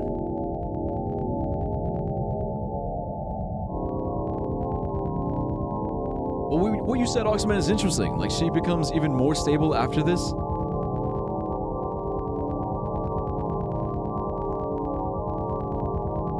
It's because you realize she's both.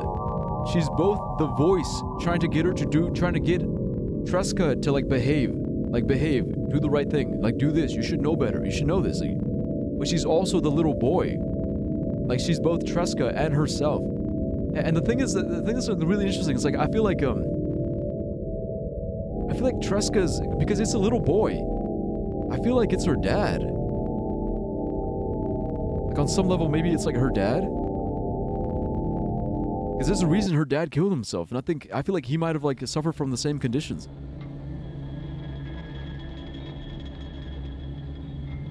Maybe she understands her situation. Yeah. It's like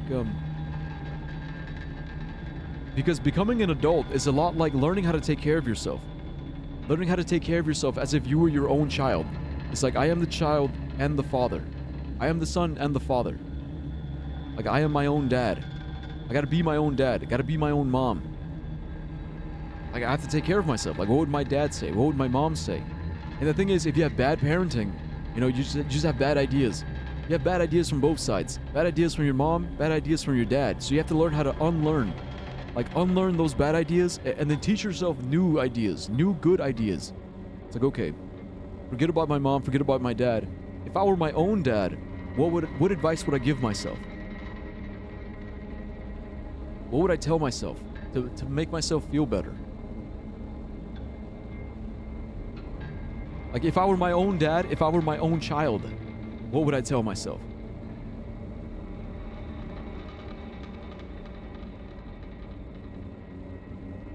Now that's real self-discipline. True discipline is self-discipline.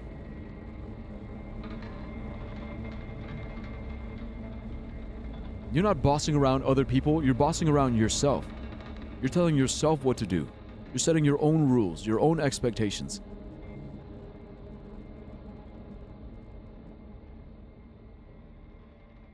You're down bad for your RD or Red Dead Redemption 2 character?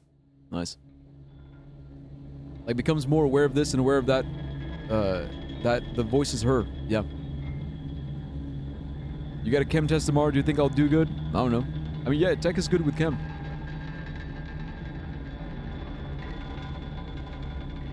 Yeah, you know, tech is the chemistry guy.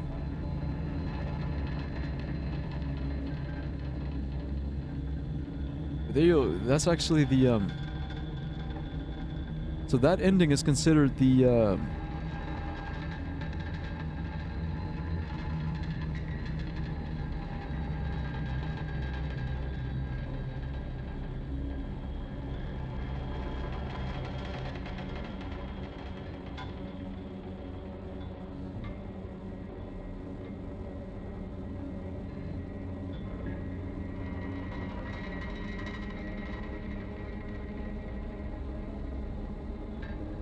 Wait a minute. It's around... Okay, I can't find it. Wait, is that the default ending? Yeah, because you wake up... Yeah, okay, yeah, that's considered the default ending.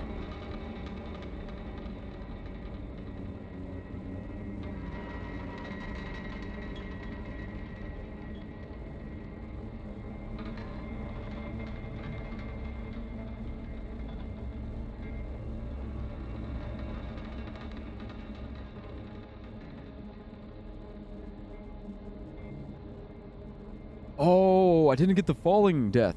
Okay, wait, okay, I fucked up. But it's alright, at least we got that ending.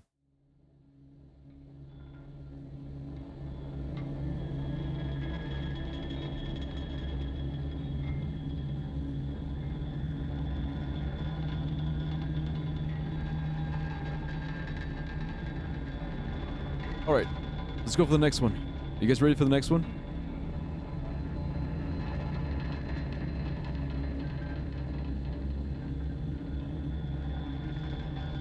Like, she understands her situation fully. Yeah, but see, but like this is the thing. It's like being depressed, and knowing you're depressed. It's like being depressed and knowing that you're depressed, but even then, it's like you're still depressed. Like knowing you're depressed doesn't make you undepressed, right? It's like when you're crazy, you know you're crazy. That doesn't make you uncrazy. I go to the store. Wait, why? Are you leaving? Is Kate for you? Is late for you? Bro, we're still going. I'm getting all these endings. Bro, the store doesn't close till like 11. I'll be fine.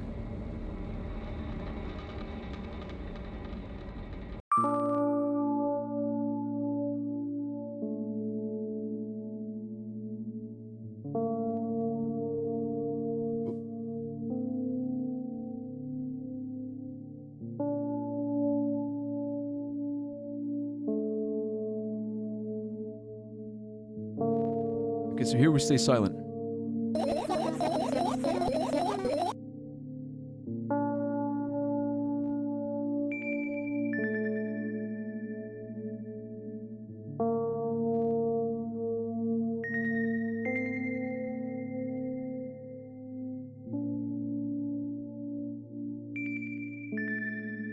Oh no, wait a minute, wait.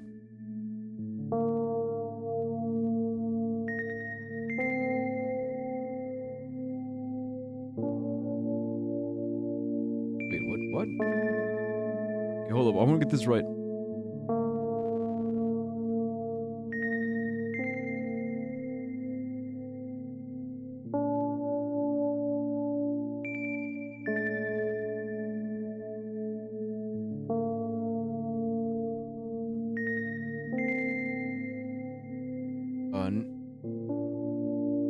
Not really, but it makes it easier. Like, I know that people with schizophrenia that are aware of the condition tend to check everything with the phone camera, for example. Yeah.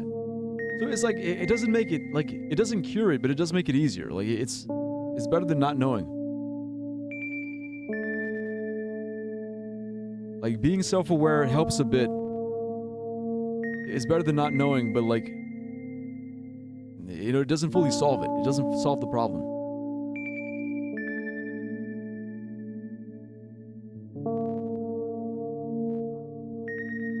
Half-life. Oh, you're trying to calculate the half-life? Yeah, like a radioactive decay. That's math.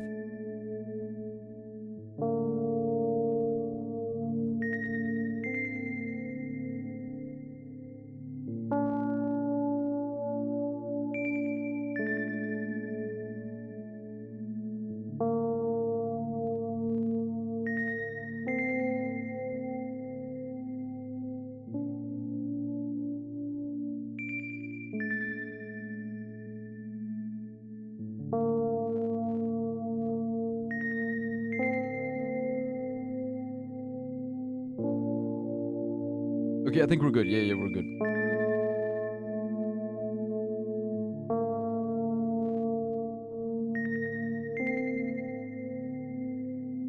Okay, we can skip through all this because we've been here before. Okay, we gotta start finding the fireflies.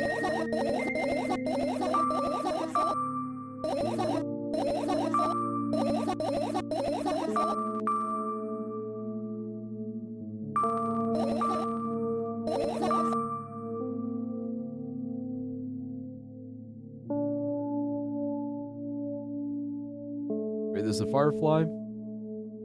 Welcome back, little buddy. Get into my brain. Okay, now back to the computer. Because again, the computer, there's more lore to the computer. Like what happened on the internet. It was something that happened on the internet.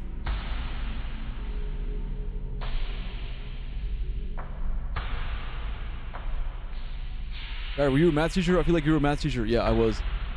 In a past life. In a past life, I was a math teacher. Eat the firefly? No, they're gross.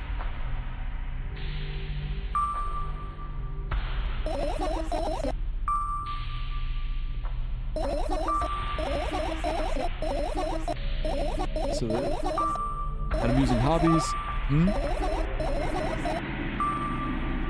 The hamster. Okay.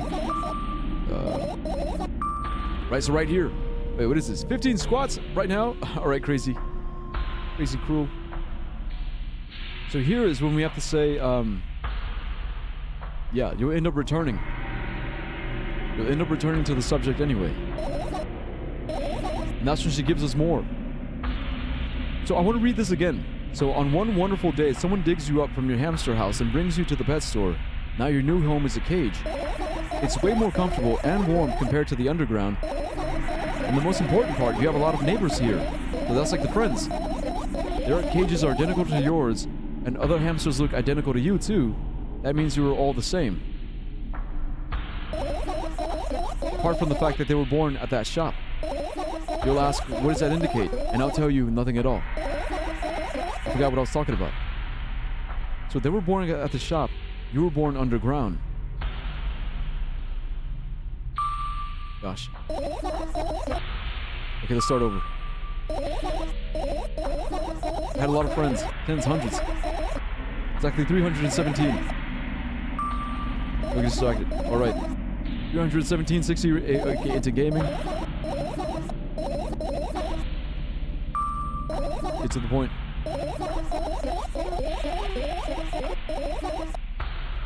Why? And then she talks about computer programs, they're just numbers. And they're all my friends.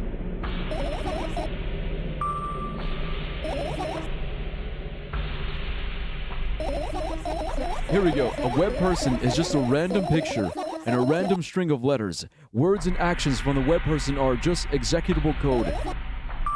Hey, let me know if you need a break. One day, someone appeared. From that point on, my laptop was always on. There are no real people on the web, but he was good at pretending. At some moment, I let him trick me. Hey, look. Huh? Suddenly, a firefly slowly crawls out of the laptops. Dude, who was it? Who was it? PDF file? Maybe. Get the cipher, she doesn't want to crack it. What about your story? You promise? And if you forget?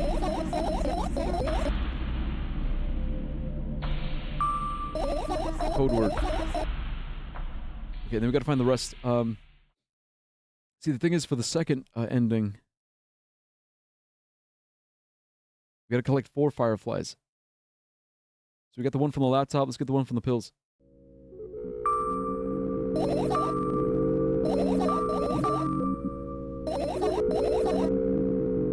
So we got the pills. I think we get one. We do get one from the dosage bottle, right?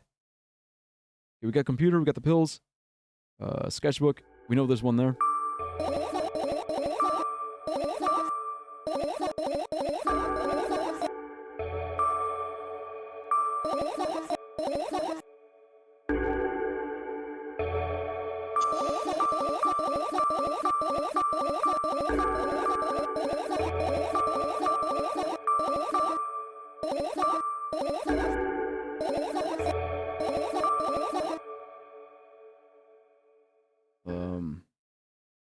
Okay, so we have 3. We have 3. We gotta find one more in order for this to work. Backpack.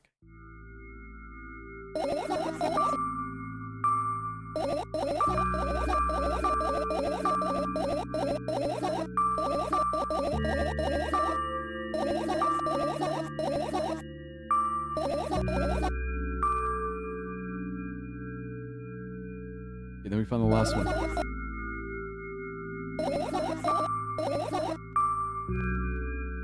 Okay, then we finish searching. Alright, also, before I forget, I gotta do the, I guess, before I forget, the squats, 15 squats.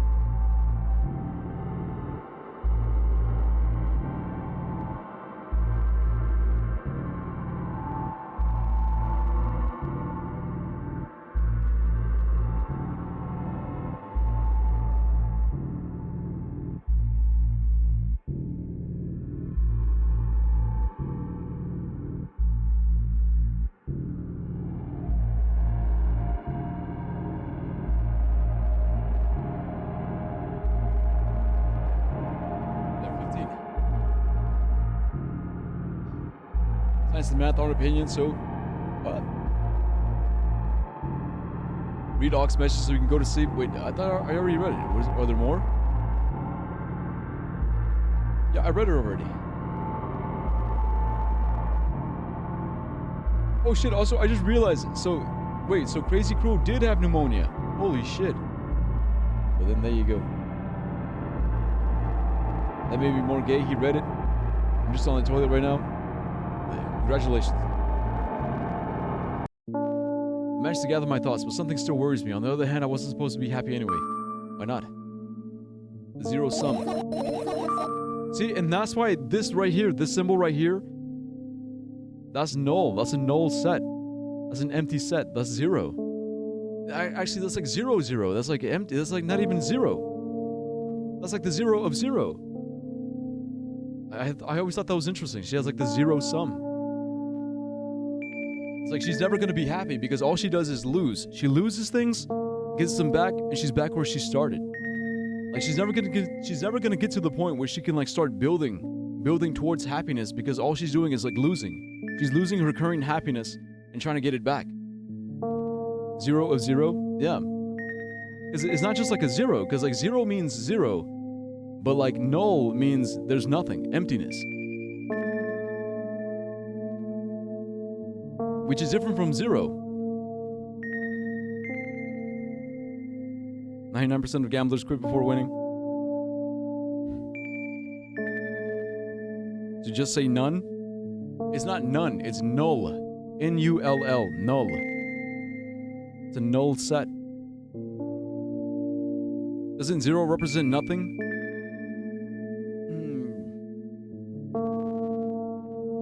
Yes, but also no. 0 means 0. Of course 0 means 0. It's like, but it's always within context. Like, how many fingers do you have? 10, right? We have 10 fingers. If someone were to chop off all of your 10 fingers, how many zeros, how many fingers do you have? 0 fingers. Right, now you have 0 fingers. But that's what it means though. Like, so that 0 means 0 fingers. But that's the context. The context is that there's 0 fingers. Right, 1 finger, 2 fingers. You could even have like negative fingers, maybe. Like, you know, in some weird alternate, in some weird reality, you can even imagine, okay, I have negative 2 fingers.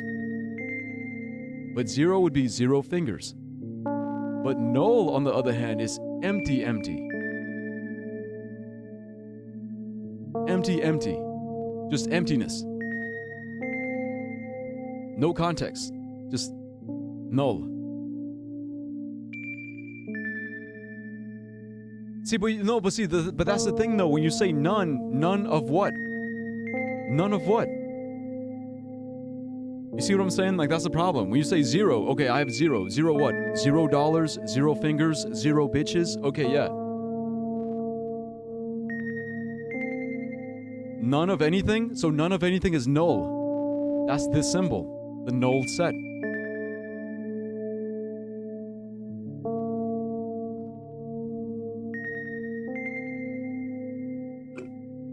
It's just none? But none of what, though? What do you mean none? I have none. Okay, none of what?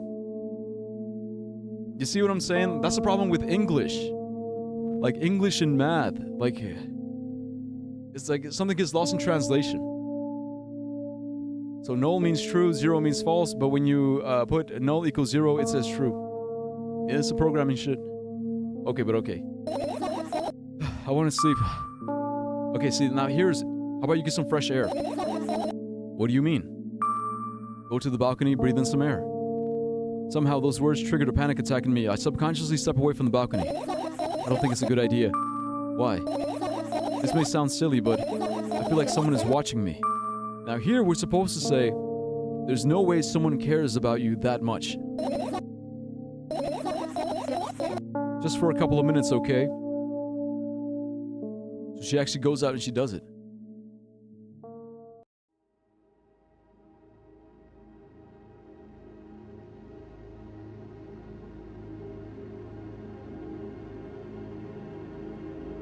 My apartment building looks like a bottomless cooking pot, but instead of soot, it has hundreds of concrete and metal boxes on its walls. There are lights on in the windows. There are muffled voices coming from the inside. The howling wind spirals up and splits into hundreds of independent streams. Seems like it wants to be heard by every living person here. You must feel so lonely living in an endless silence. Your apartment building is pretty weird, isn't it? I could see the horizon from my window before, and the building grew for miles in both directions. I guess at some point it circled around and closed on itself. Nothing unusual about that. How do you feel? I definitely feel. Sometimes that's more than enough. Still, you're anxious, aren't you? Of course. Moreover, I'm completely terrified. Was it that obvious? You're looking in every direction but not up. Ah, this. I've already told you, haven't I? About what? Ah, you know, small stuff. Can small stuff make you terrified? It's hard to explain. I climb up the metal railing and let my legs hang down.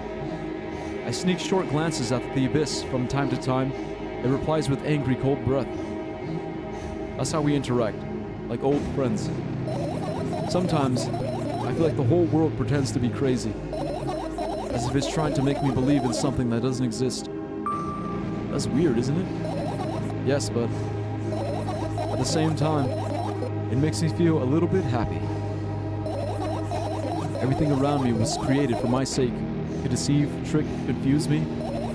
If that's true, I guess I'm not so crazy myself after all. You believing in this is the definition of craziness. You're probably right. Another gust of wind blasts against the pot's walls, smashing the glass to dust and blowing away the concrete crust. I, on the other hand, feel a gentle breeze that only ruffles my hair. I still haven't come up with the code word. You were the one to remember your promise. You don't need a code word anymore.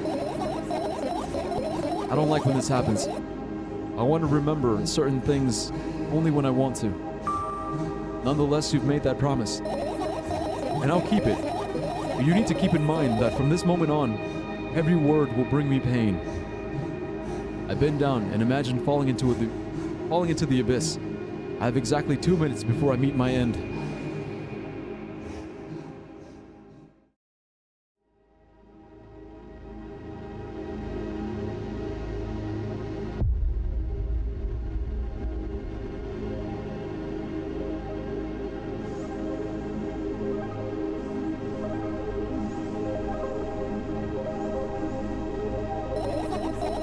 I had a friend online, my best friend, even though the combination of letters he used instead of his name wasn't that cool.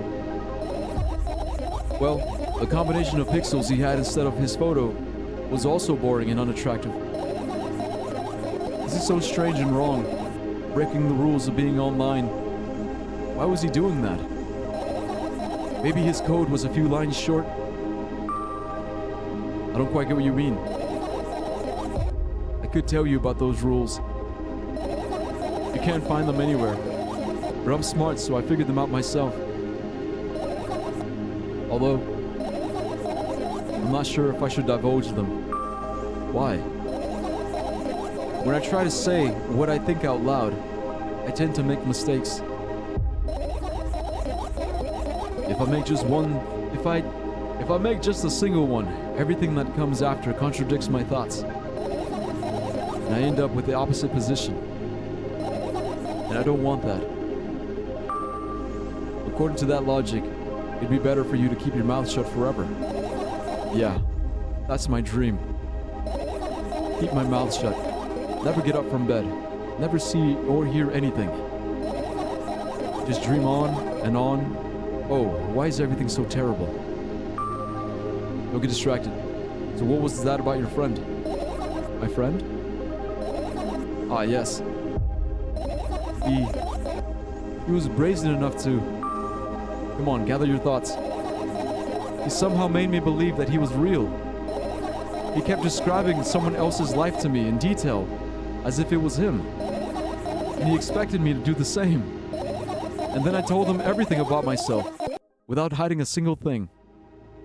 I grit my teeth, the wind whips my face without mercy, it slices my skin into uneven strips, as if it's one piece of thin cloth. He knew more about me than anybody else in the world. You know what he did? Yes. Sending an army of bots to harass me was probably fun. And what's most important, it was a win-win situation. They spawn here and there, simple bits of code that are effortless to run. No wonder the algorithm assigns that pattern more often than the others from the list. Text and video generators get to work at the same time. My name surfaces on the web more and more. It's unbearable. Unbearable. From around every corner, every balcony, ceiling, attic, wall, I always feel many pairs of watchful eyes directed at me. And now they watch me from the screens too. But I'll put an end to it. I've decided a long time ago. Though, maybe I only decided that only. My body finally crashes into the ground, smashing into millions of tiny pieces like porcelain. I'm cold. Let's go back inside. Holy shit.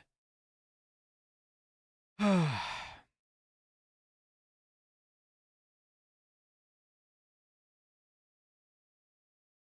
right, Tech had to leave. Sorry, I was just so focused. But all right, Tech had to leave. All right, see you later, Tech. Also, yo, what's up, Ultra Chappy? Ultra Chappy, look, English only. Thanks for the follow. For sure, thanks for the follow. But like, keep it English, all right?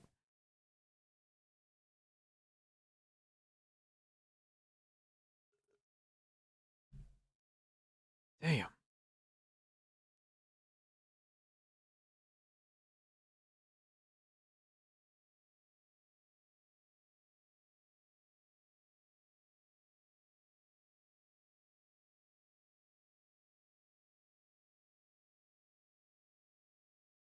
Wait, you don't speak Espanol directly? Oh, Dyer? Yeah, I do. But sometimes I'd rather not. Like, isn't that my choice? It's like, yeah, I do speak Spanish, but sometimes I don't want to.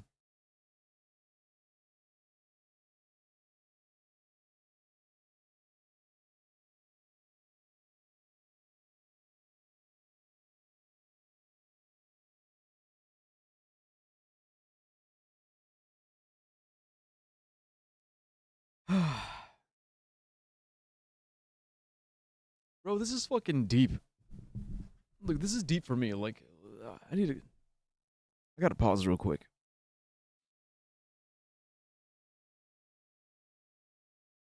What bro thinking about? Yeah. The internet. Because I knew there was something more to the internet story. I knew there was something there. I should have known.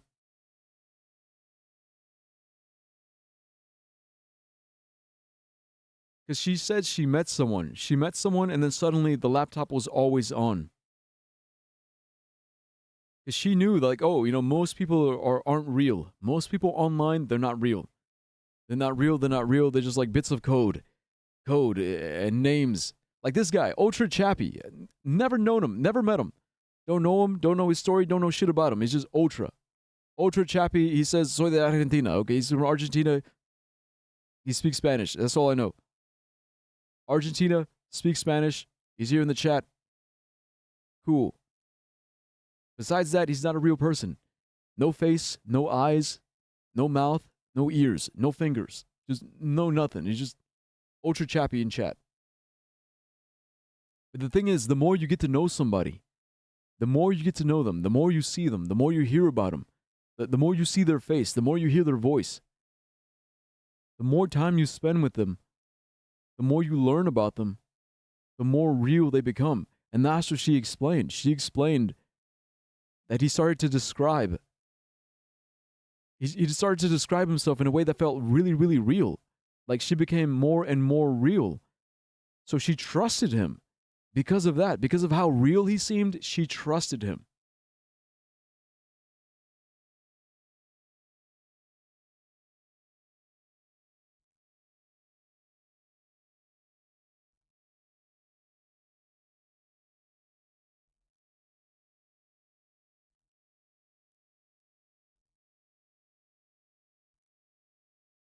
And then he just used it against her. He turned on her. You know, sending bots.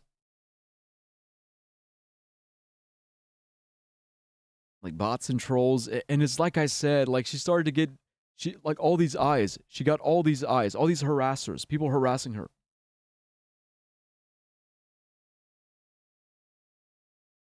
All these eyes, all these people harassing her and making fun of her.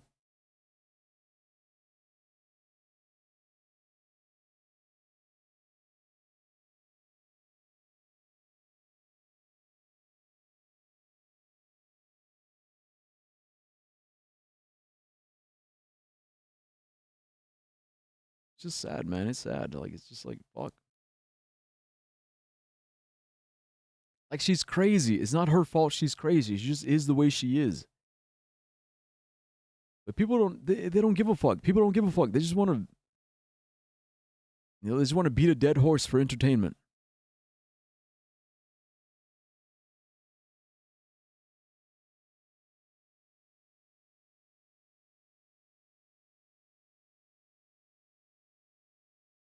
Eight more followers to 370.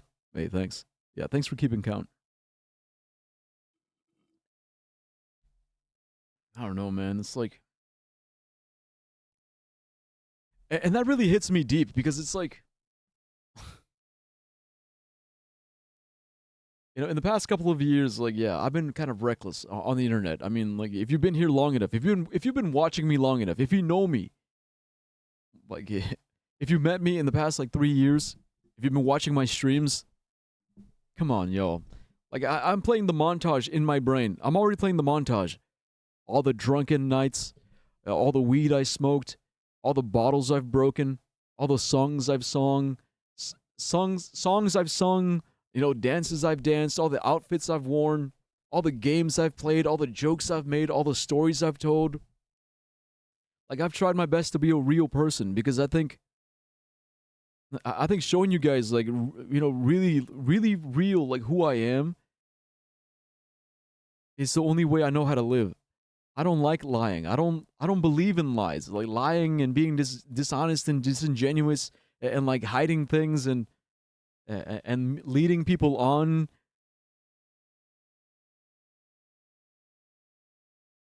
Like, I don't like it. I don't like it. It's like I have this deep need to be real. It's like I have to be real. Even if it's like detrimental to me. Even if it like ends up hurting me, I need to be real. I need to be honest. I need to be open.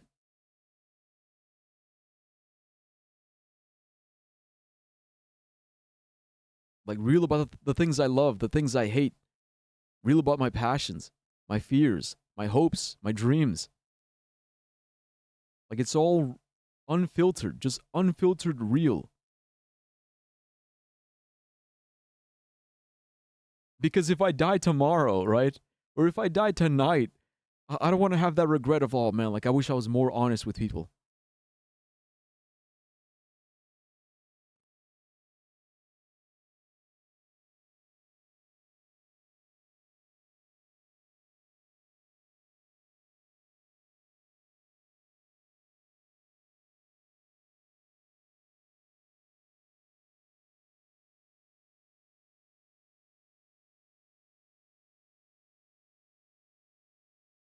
But anyways, I returned to my room. Thankfully, it hasn't changed one bit during the minutes I was outside. Without a second thought, I go toward my laptop and yank the power cable from the outlet. That's it. That's it. That's it. What are you gonna do? What's with this silly question? I'm gonna go to sleep, of course, hoping that tomorrow will only come after a year or a decade. Imagining to myself to be outside of my mortal shell, but at the same time still being me. Ridiculous, like milk outside of a bag of milk, and yet... You don't have to talk out loud for me to understand that you're worried about me. Oh, hello, thanks for the lurk. I know that already. I also know that our time is running short. You won't take another pill? Of course not. In fact, I won't take it tomorrow either. And the day after tomorrow. And never ever. That's a goodbye then? No. I have one more small favor to ask. A really, really small one. What is it? She wants a bedtime story. She wants a bedtime story, and honestly, I don't mind, baby. I don't mind. You know what? I love this girl. I don't know who she is, but I fucking love her. Hear me out, she kind of bad. Yeah, dude, I love her. Like, that's the thing. It's like,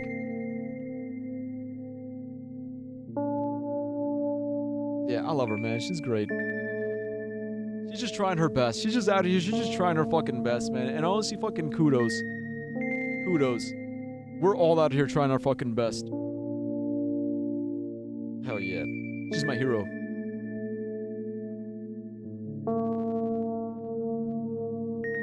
Okay, so for this one, we got everything.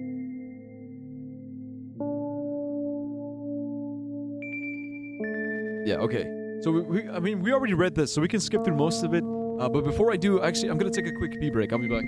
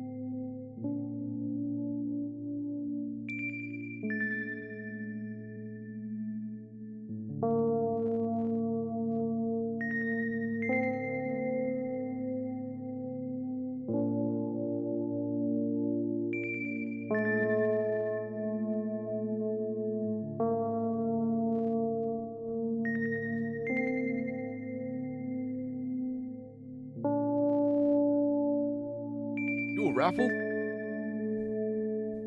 Nah, man. I think, look, it's getting pretty late. I think this is gonna be like the last ending we get, and then the rest we can just watch them on YouTube, because, it's been a hell of a fucking ride. Like, I think my heart can only take so much more. Alright, so let's skip through this ending. Let's skip through this and, like, get to the ending, I mean.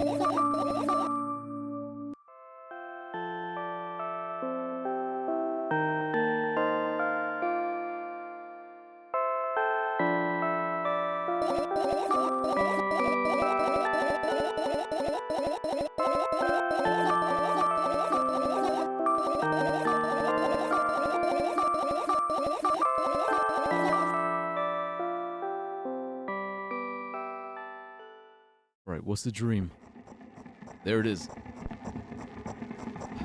I wake up lying on the cold floor in the center of a cramped room. I look around without standing up. There's no furniture, just naked walls and a single door. I can hear muffled sounds coming from the other side of it. Scary sounds.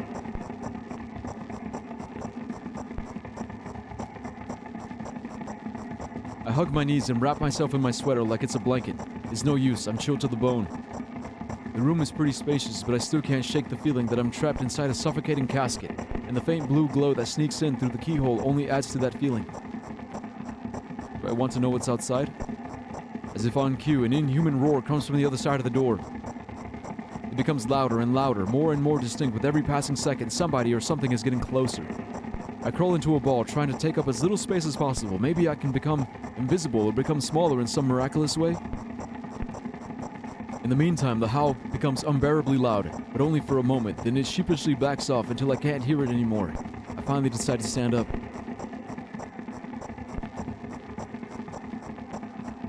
After I do that, I hear another strange sound. It's coming from right above me now. The ceiling moves upwards, squeaking, small debris is falling on my head. I squint a little, then raise my hand, trying to touch the ceiling, but it suddenly starts to rise quicker and instantly disappears into the darkness. I'm not in a casket anymore. Well, it wasn't exactly a casket now. It was a well. It was a well in the form of a casket. The room becomes darker and colder. I'll have to do something at some point. Hours pass. I frantically run from one wall to the other. To another, delirious. The walls run away from me, making the already spacious room even bigger. In the end, I stand amidst endless darkness, and only the door is watching me with its eye. I keep purposefully avoiding it. I could sometimes hear horrifying rustles and howls on the outside. However, now I don't even have a choice anymore. I slowly come up to the door and reach out toward it. As expected, The door also moves away from me. I continue moving forward with my hands stretched out. I don't want to lose the only source of light in this pitch black darkness.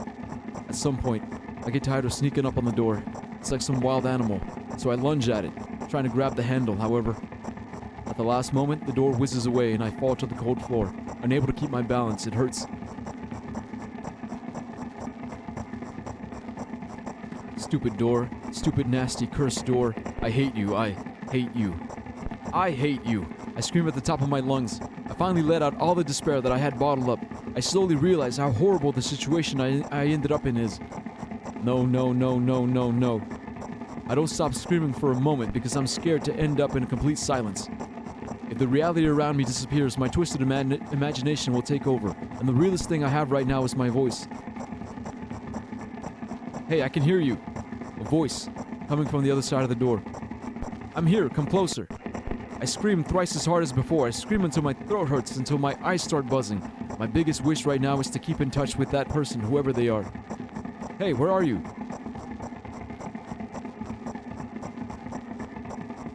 I rush toward the door, stumbling on the way. I keep running for a minute, for 10 minutes, but the door isn't even an inch closer. At the same time, the distance between us hasn't grown either, which means I match it in speed. I just need to make one final push. I gather the last bit of strength I have and push my legs off the ground. The jump feels like an eternity. I stretch out my hand, almost touching the scratchy wood.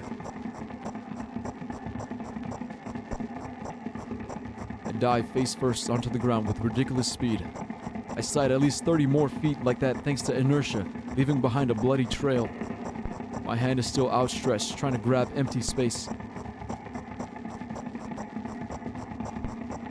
Tears stream down my face, making the numerous scratches burn. I try to wipe them, but I scream and yank my hand away the moment I touch my face. My lips and nose are now a mushy mess. Somebody, help.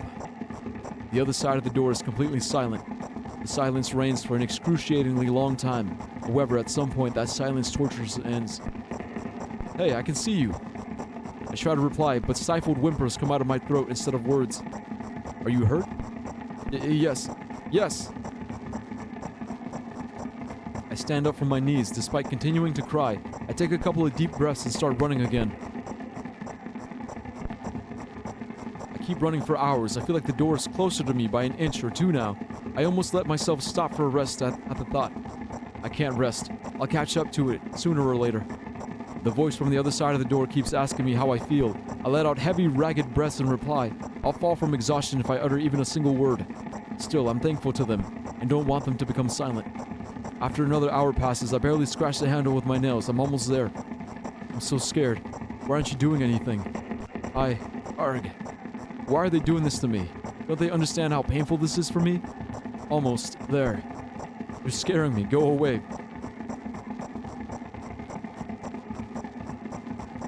Rage fills my brain. I ignore the pain in my bones and channel all my strength into one final jump. No! Go away! I firmly grasp the handle and open the door. Blinding light hits my eyes. I lose the ground beneath my feet and start falling.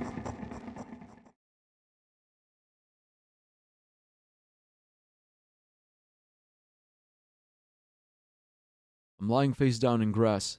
I smell water, earth, and the dampness of the night. And grass, of course. The wind tickles the back of my head. It howls and jumps around restlessly. Lying down like this is unpleasant and rude when nature is so alive around me with sounds and, I'm pretty sure, colors too. I stand up, full of anticipation.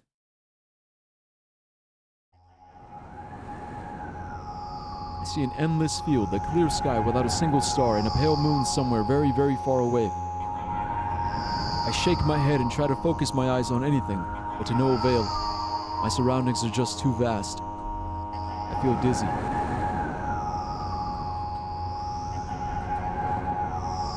Bam! I'm lying on the thick, wet grass again. But this time, I'm looking at the darkness of the night sky instead of just darkness. Is there any real difference, though? The wind howls. It's clearly upset. But what can I do about it? I hear an indiscernible echo coming from far away. A wolf or someone else. Does it even matter? I'm in the grass. Nobody can see me. Ooh. The echo draws closer and closer, and at some point I realize it's not a wolf.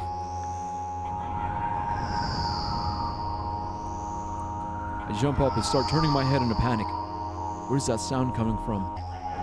I haven't said that out loud, but I got an instant reply.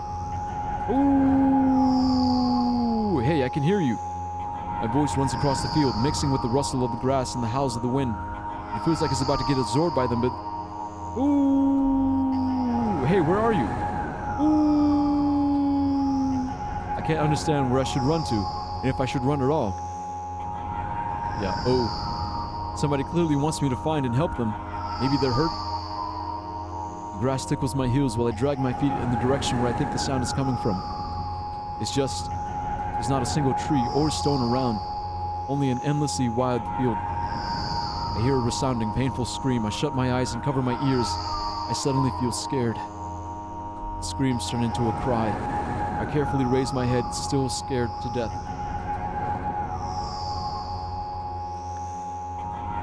Somewhere very far away, among the thick grass, I spot a silhouette.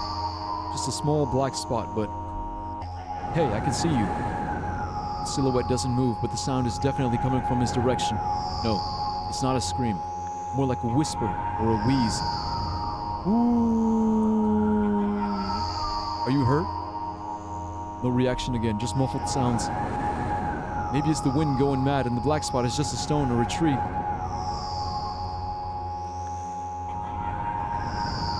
I walk away, disappointed. 100 steps, 200 steps. Then I turn around. Surprisingly, the spot hasn't become smaller. I start jogging. The grass is no longer tickling me. It's whipping my ankles, leaving cuts. Feelings of panic and unexplainable dread grow inside me. A stone, a tree. Why the hell is this field endless? I don't turn around anymore. I know that it's chasing me. The sounds reaching my ears become even stranger, louder, and more distinct. The wind is bullying me too, huh? Isn't that right? That's the case, right? Finally, I stop. I ran out of breath. I'm at the brink of dying. At least I think so. Ooh, the horrifying voice is coming right from behind me. I turn around instinctively and for some reason try to shield my face but end up losing balance and falling to the ground. The grass replies with a nasty cackling rustle. Ooh, I've had enough.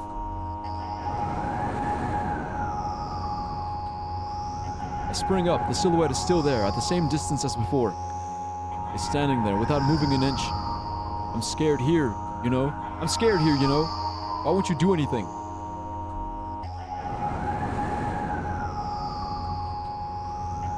The silhouette trembles and then starts slowly gliding toward me, followed by new sounds, wheezes, moans.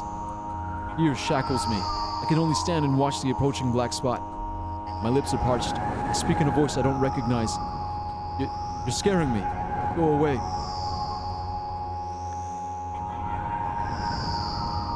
After that, the spot expands rapidly, and in the blink of an eye, most of the sky and the field is consumed by the sticky cold darkness. Paralysis finally lets my body go, and I immediately sprint away. Ooh! I run so fast that the grass turns into a dark green mush under my feet. I slip up, fall, run again. Ooh! No, no, no, no, no, no, no, no, no. Ooh!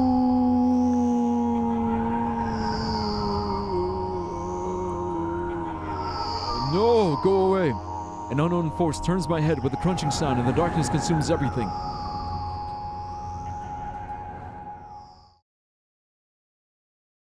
I wake up on the cold floor in the center of a cramped room. I look around without standing up. There's no furniture, just naked walls. Bro, what the fuck?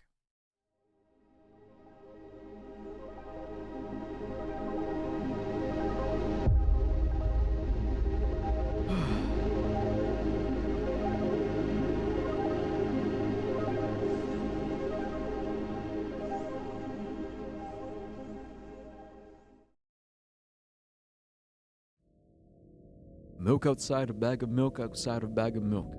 A game by Nikita Hiryukov.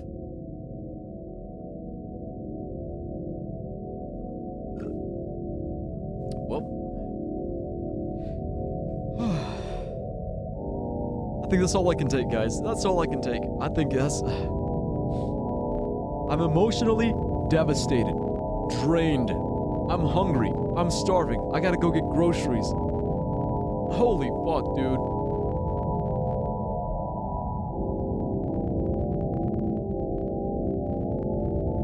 It's like a fever dream. It's a fucking fever dream.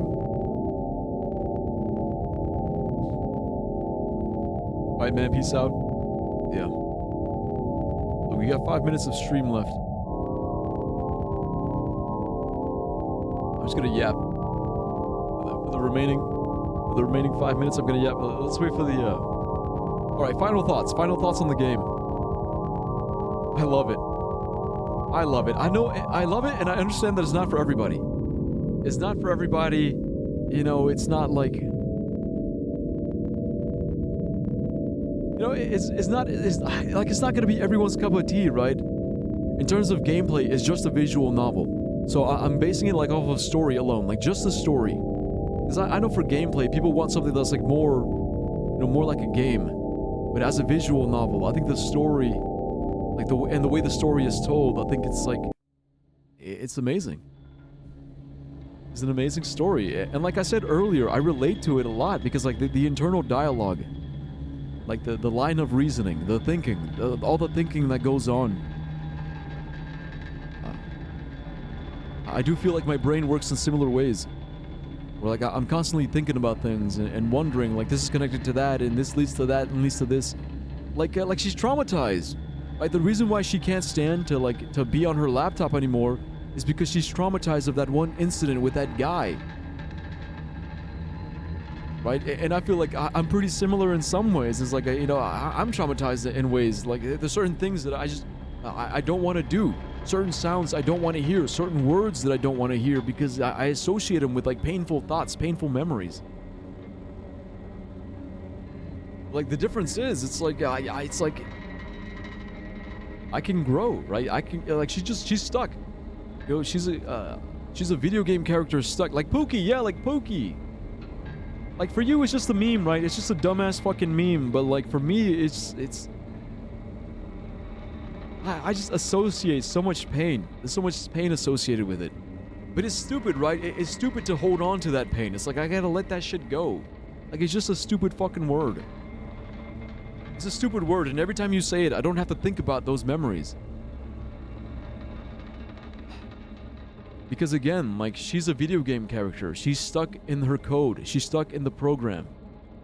I'm a real human being. I can grow. I can change. I can become stronger. Yeah, but... So I love it. I love it. Like, I think, like, as far as, like, heroes and protagonists goes, I definitely feel... I feel a lot for her. Like, yeah. She's gonna come to life like that one Gravity Falls episode. Nah, man. That's not real. That's just the show. Real. What's real? But alright, y'all.